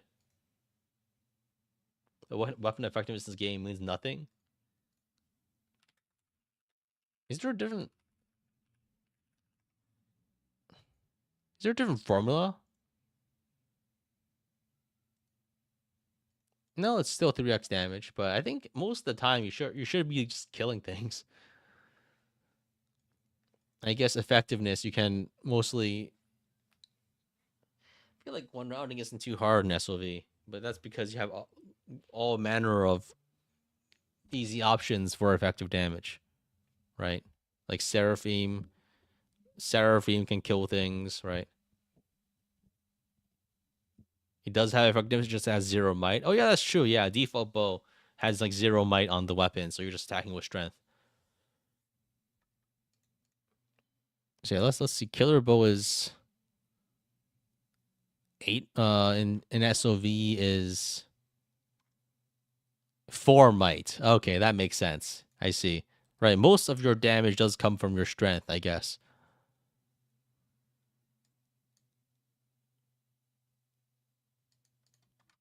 Iron bow has 2 might. Okay, effectiveness isn't doesn't matter as much. 9 for max forge killer bow. Yeah, I guess like I mean, Echoes is like constantly full deployment most of the time, right? Or near close to it. At least I mean that's the final map, but yeah. Or evaluating houses per route. I don't know. I don't. I don't. I don't. I guess we could, but I don't think it'll make that much of a difference. We wish we could talk about Luna, but it's a 0.2% drop rate. I don't. I don't think we should talk about like rare items they don't actually get throughout each playthrough, right? Because then I feel like the only conversation we can have is for things that are guaranteed or are common. All right. I guess that's Echoes. So now let's talk about Fire Emblem Three Houses. It has a explicitly bow lord for the first time in the series. Lynn does not count. Her bonus was later shoehorned in to add weapon representation because everyone will otherwise just use swords. So who I think I know Hunter's Volley is good in this game, right? But like anyone can use bows. Anyone can use bows because anyone can use any weapon. Curved shot is nice. Hunter's Volley. I think wyverns with bows is a thing, right?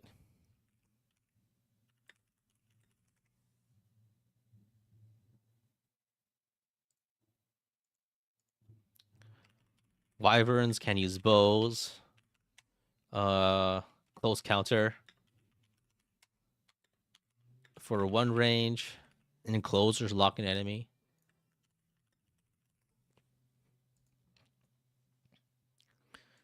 A bow attack that stops enemies from moving.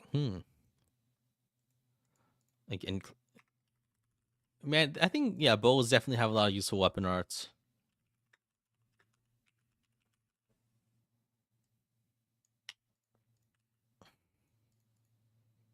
So I think there's not really like an explicit archer in this game anymore because it's but the bows themselves are kind of good, right?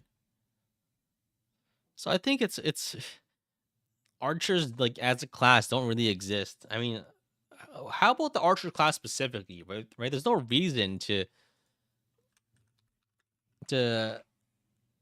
right? Is there even an archer class specifically? Shamir, sniper, and bow knives for bow range. Sniper, bow cav, 4+ range. But like, why? Like the extra, do you need the extra range? Is it useful? I don't see Hunter's Volley as sniper exclusive. I see your name and I associate with misinformation.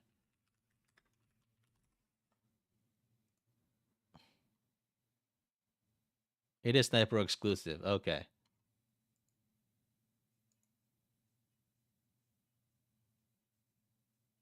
It's a class mastery. I see.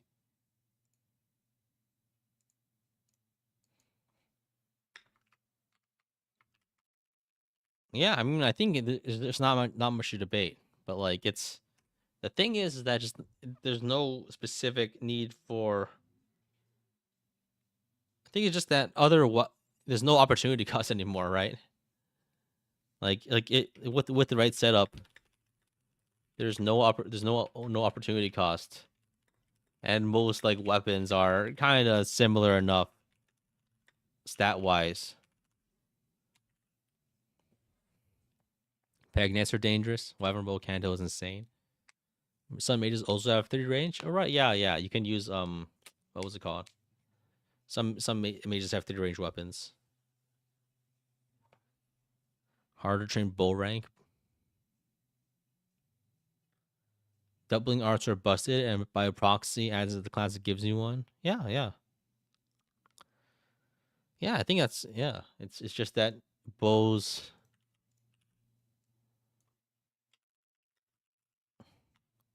So yeah, bows are good. Bows are good because uh the game's weapon systems are very flexible. Increased range, like right skill setup means zero opportunity cost. Also, anyone can use bows, even flyers. So no movement problems, and you can also just there's strong weapon arts. All right.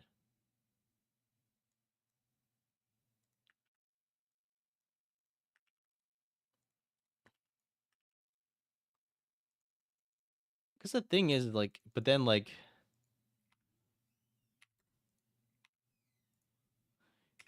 the question is like is an archer doesn't really exist in the same sense as in other games because of this weapon like accessibility. I think that's the best way to put it. It's a bit of a weird thing in Three Houses.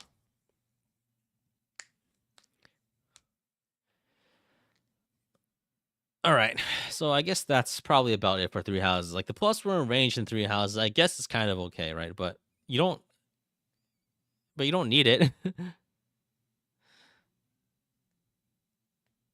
in Three Houses, especially because, yeah, whatever. All right, next up, the most recent Fire Emblem game. We have Fire Emblem Engage. So yeah, Fire Emblem Engage. Bows, I think bows are really good in this game. Bows are quite strong. But Alchrist sucks. I think yeah, Alchrist is okay a little, but and Etier is not good. Alchrist and Etier are both kind of bad. But early archers are not really good. So I think let's get some characters on the screen. So we have Etier. Like thing is, I guess we can talk about first. Let's talk about like individual. I need a bigger sprite. So first, let's talk about uh the characters that start as archers, and then the characters that are good as archers, right? So we have Etier, we have Alchrist.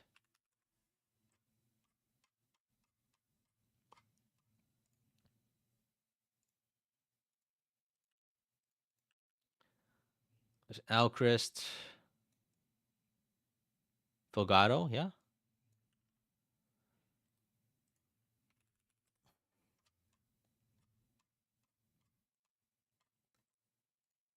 Who else is there? Are those all the natural bow users? Savior? I guess Sapphire technically, but I think she's too bad to really use with bows. Her accuracy is so bad. So she has axes and bows. She's a warrior, yeah.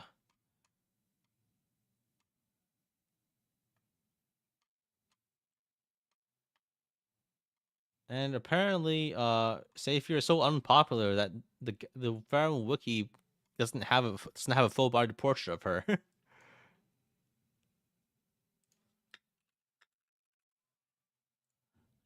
Okay, I found it on the fandom wiki. You count Anna as a warrior. I guess we can talk about the main ones first, and we can talk about other options.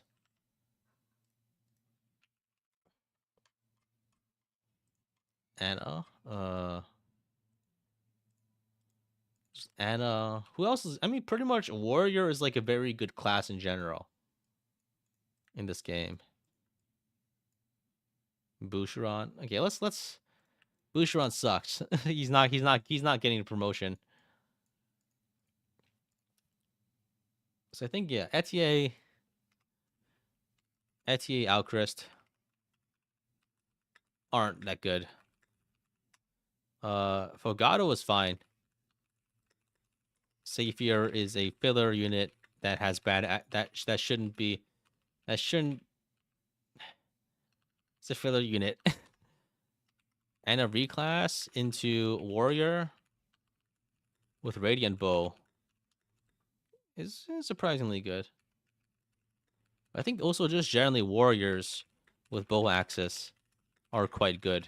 Like and any competent melee unit as a warrior with bow axis is quite good. Again, this is mainly because you can get make a big forge like with like plus hit and damage with a plus hit and or damage engrave and just one shot end game flyers with silver bows, right? Lynn like herself comes like with comes stapled with a bunch of really good bows like Mula Gear, Astro Storm, right? Like one shotting flyer. Like I think they're just like there's quite a few like most endgame maps, like most endgame maps are just like most there are so many flyers in this game that like bows are just quite worthwhile. I think that's the best thing to put it, right? There's just so many. There's so many. Yeah. Longbows? Yeah, longbows are good. I think let me list five maps where flyers matter a lot. I mean archers, right? I think let's see, there's like final map, like wyverns plus griffins. There's the lava map, which is chapter 20, right? It's like all the Roy paralog. Let's not count paralogs. Let's all endgame maps. It's pretty much, yeah, it's literally every endgame map, huh? There was that one indoors map though. I don't think has had that many. Let me look through to refresh my memory. So let's 17, right? 16, 17, 18, 19 didn't have any. 20 didn't have any. 21 had a bunch, right? Yeah. Pretty much like pretty much every map has like nearly every map, like every map in the end game has a lot of flyers, like threatening flyers, right? And like engage is normally a pretty player phase heavy game. Like so you need to kill flyers immediately, like once they arrive immediately. In the final map specifically, like there's infinite Griffin reinforcements with 45 speed, right? Yeah. Final map, like infinite Wyvern plus 45 speed Griffin reinforcements. If I Zephyr like 5 times. Well, I mean Zephyr is a flyer, but Zephyr also has veteran plus, so you don't get to have bow effectiveness, so it doesn't really matter, right? It doesn't really count. For purposes of effectiveness, it's not useful against them. I guess it's kind of useful because you can use Asher Storm cheese to lure them in, but that's not really. That's more of an emblem thing than a bow thing. You can use that, I guess, and you need a cover class, but I feel like it's not really. It's hard to bake into the bow effectiveness angle. So yeah, I think it's yeah, it's engage like the bow the starting bow units, like the early bow, like bows are really strong mainly because of like high enemy count, like a high enemy flyer count, right? Like there's like strong forging opportunities. And Algris is fine. Yeah, he's probably fine. He's not that good compared to units that just joined. All right, like and the fact that like that many physical classes can just dip into warrior for free bow access or bow access. Like warrior and wyvern are probably like the classes, right? Warrior and wyvern are probably the classes in engage. What else is there?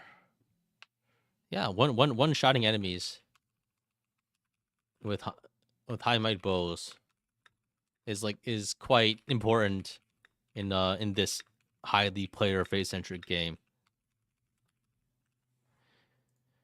All right. So anything else we're missing?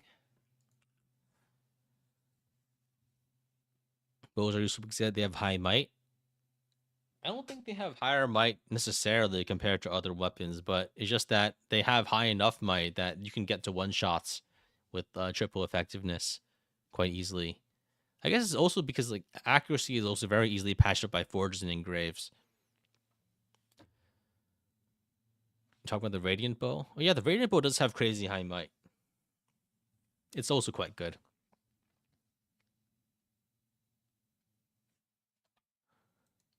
All right. All right. So that's engaged. That's all of the main games done. So let's take a now let's do an aside and talk about Fire Emblem Heroes.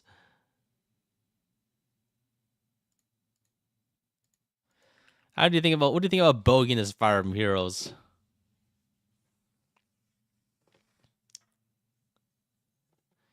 I think I think Takumi is kind of good, you know, from like 2017.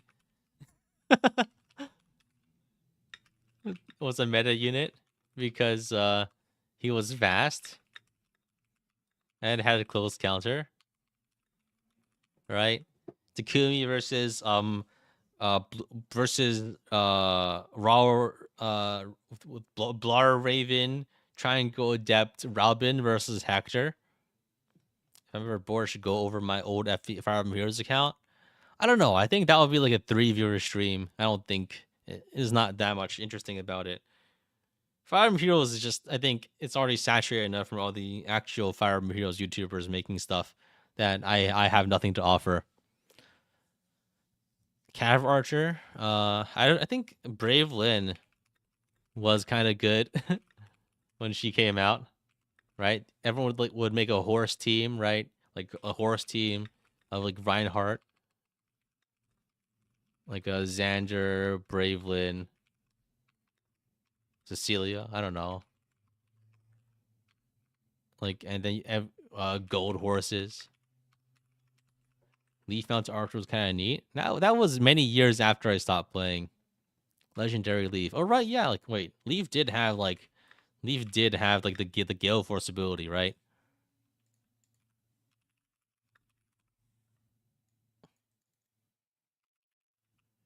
I think it's also like there's also like it's the horse bows are mainly the horse bows are mainly the thing because all mages are also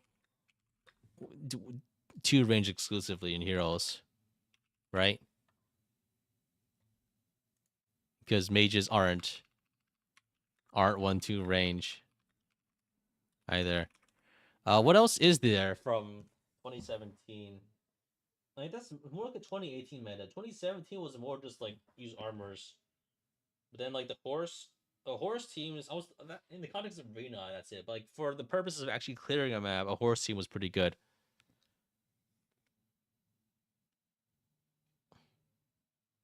Legendary Crom was also a bow has auto refresh. That's after my time. I don't know. I have no experience with horse Crom. Legendary Crom. Legendary Leaf, Legendary Crom. Who else? Who else is a bow unit? I don't know. There's some colored bows now. I guess those like Legendary Lucina, the bow, blue bow. A brave bow, Brian Cordelia. Right, right. Because she had like a very good like a strength speed spread in like 2018. Legendary Lyn. Was it Legendary Lyn or Brave Lyn? I think it was Legendary, right? The one on the horse that was like the anniversary one, right? So it was like no, I was thinking of Brave Lyn as like the one that came out early. Brave Lyn's on the horse. Which one's Legendary Lyn? There's 8 Lyns. Are you talking about Beach Lyn or Healer Lyn or Mage Lyn? Are you talking about the green bow? Green bow Lyn? Legend Lyn? So it's a green foot bow? Huh? I'm confusing myself. Yeah, it's a green foot bow, right? Ascended Florina is bow flying. She's huge meta in 2023. Oh man. Summerlin is a blue bow? Oh, this is too confusing, man. Yeah, I don't know. Yeah, all right. I think that's probably a bit about it for heroes. So yeah, warriors. Anyone played as a bow character in Warriors or Three Hopes? Are there any bows? Are there any bow units in Fire Emblem Warriors? Bows are bad. Sakura, Takumi, Anna are bows. Only use them as flyers in Warriors.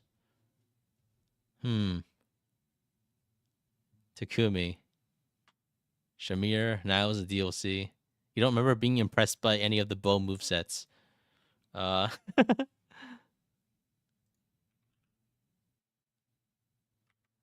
Archers are busted for racking up KO counts for S ranking stages in both Warriors games. Yeah, I don't know. Haven't really played Warriors very much. If I ever play Warriors, it would be like the 3DS version. Apparently, like I don't know. Apparently, bows are okay. I don't know for Warriors. Or Three Hopes. In Three Copes, bows are better? For what? For what purpose are bows good? You're gonna have to tell me specifically. Bows are good for crowd control. Yeah, bows are good against fire enemies. I guess that makes sense. I'll have to take your word for it though.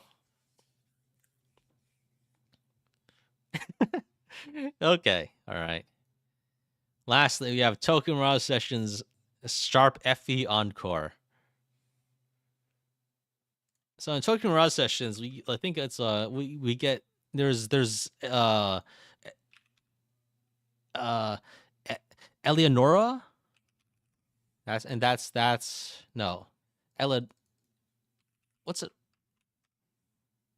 Huh? What was her name again? Fe. It was Ellie, right? Yeah. Because I looked up Eleonora and it was some other character with purple hair that I don't recognize. So I'm assuming it was from a GBA game.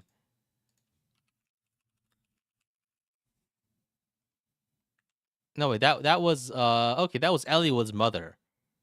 But okay, there's an O in there.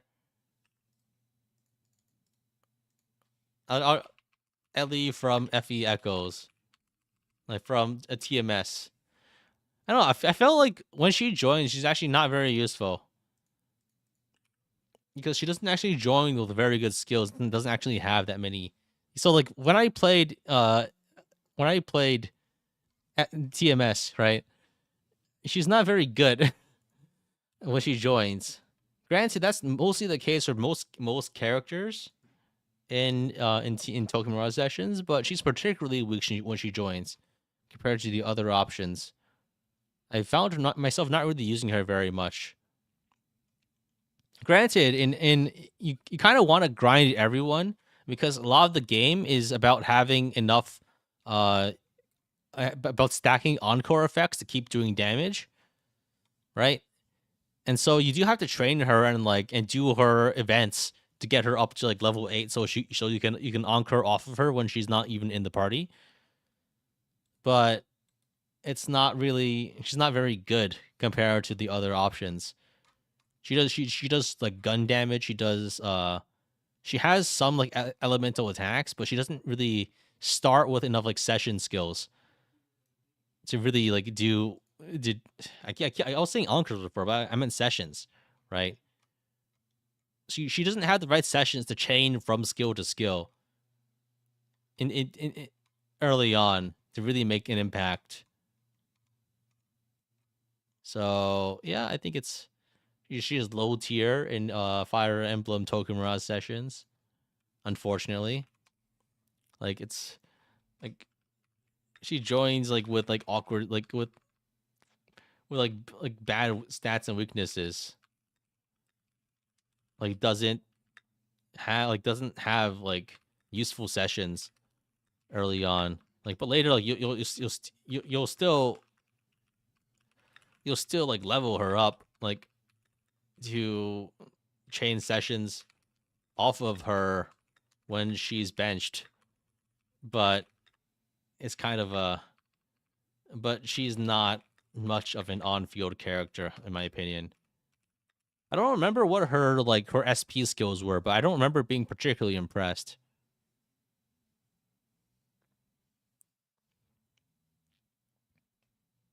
She isn't. She exists for fog breath and weakness coverage. Yeah, she's just not that strong. Like I remember like other characters for their skills like Itsuki has like a dance that gives the other characters actions, right? Uh Mamoru has a guard effect, which is really nice because it lets you avoid being hit with weaknesses, which prevents you from being sessioned and being one shot. Final hour master structure insta kills. I don't I don't remember like what those were specifically. Sorry.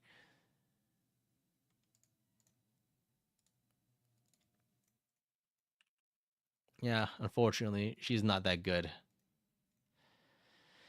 All right. So yeah, I guess that's about it. So I guess we can do a quick summary. I can do create a summary graphic of uh of the game. Here's the one I made for Arbor Knights. Actually, master instructions to field wipe lethality skill. I see.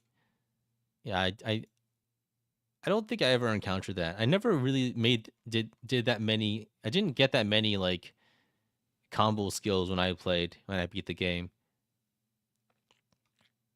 So yeah, let me boot up the. I need to desert maps. Desert maps. Yeah, sorry. Let me grab this graphic so I can copy and paste it because it's more evenly spaced.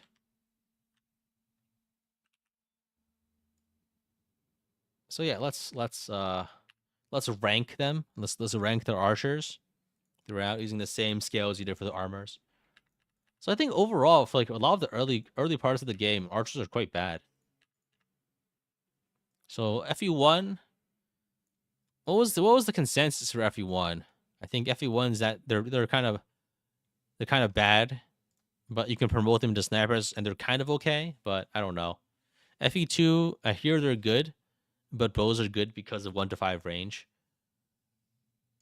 But bad accuracy. FE3, I hear they're kind of good, mostly because javelins are kind of bad. But these are other people's opinions. I'm going to have to just rely on them. So I hear they're bad in FE1. I hear they're good in FE2. I hear they're good in FE3. I think in FE4 bows are pretty bad. FE5 they're really not good, right?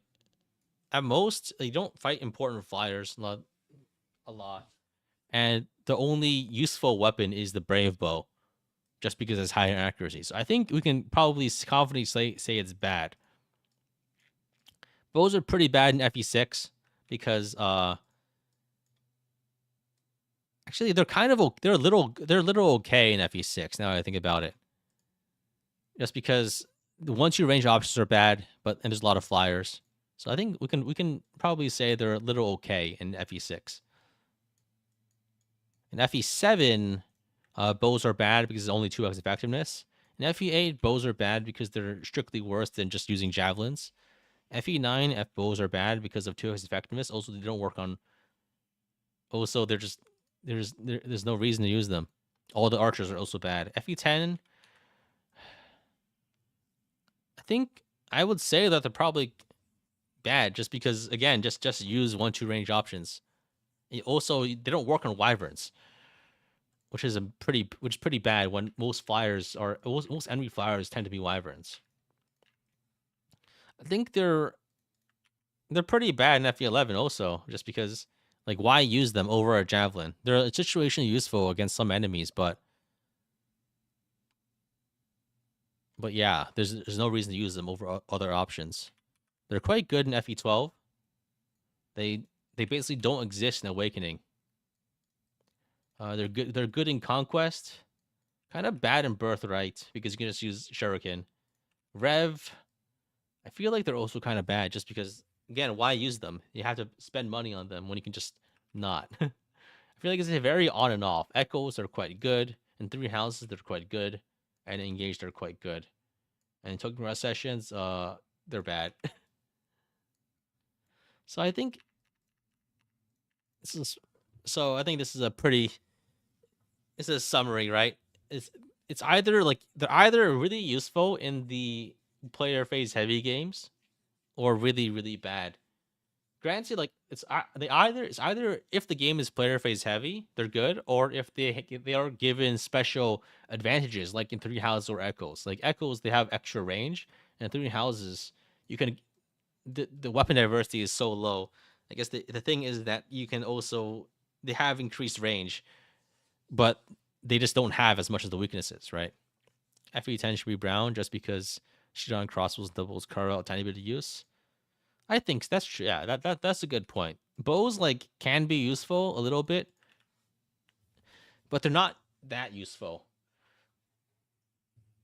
You get some good bow units that can be competent, but and you can I guess beastful crossbows technically works, right? That technically is a niche that is valuable. In FE4, cancel plus brave bow is good, but if only the brave bow was good, that sounds more like leaf is good, right? Doesn't really make him specifically useful. All right, that's probably about it. Is there anything I'm missing? I think we covered pretty much everything. And it's a very yes or no thing. Put Shinon there for FE9. Shinon for FE9? You know, Shinon is really bad in FE9, right? That's the thing, right? I don't feel like the games tend to have standout archers.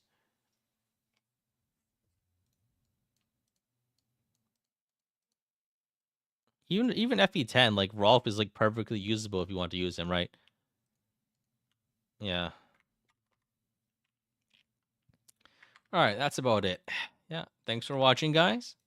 And please remember to like and subscribe. Leave comments if you want to about what you think about bow units. And I guess yeah, that's probably about it. See you guys next week with another stream like this. Bye.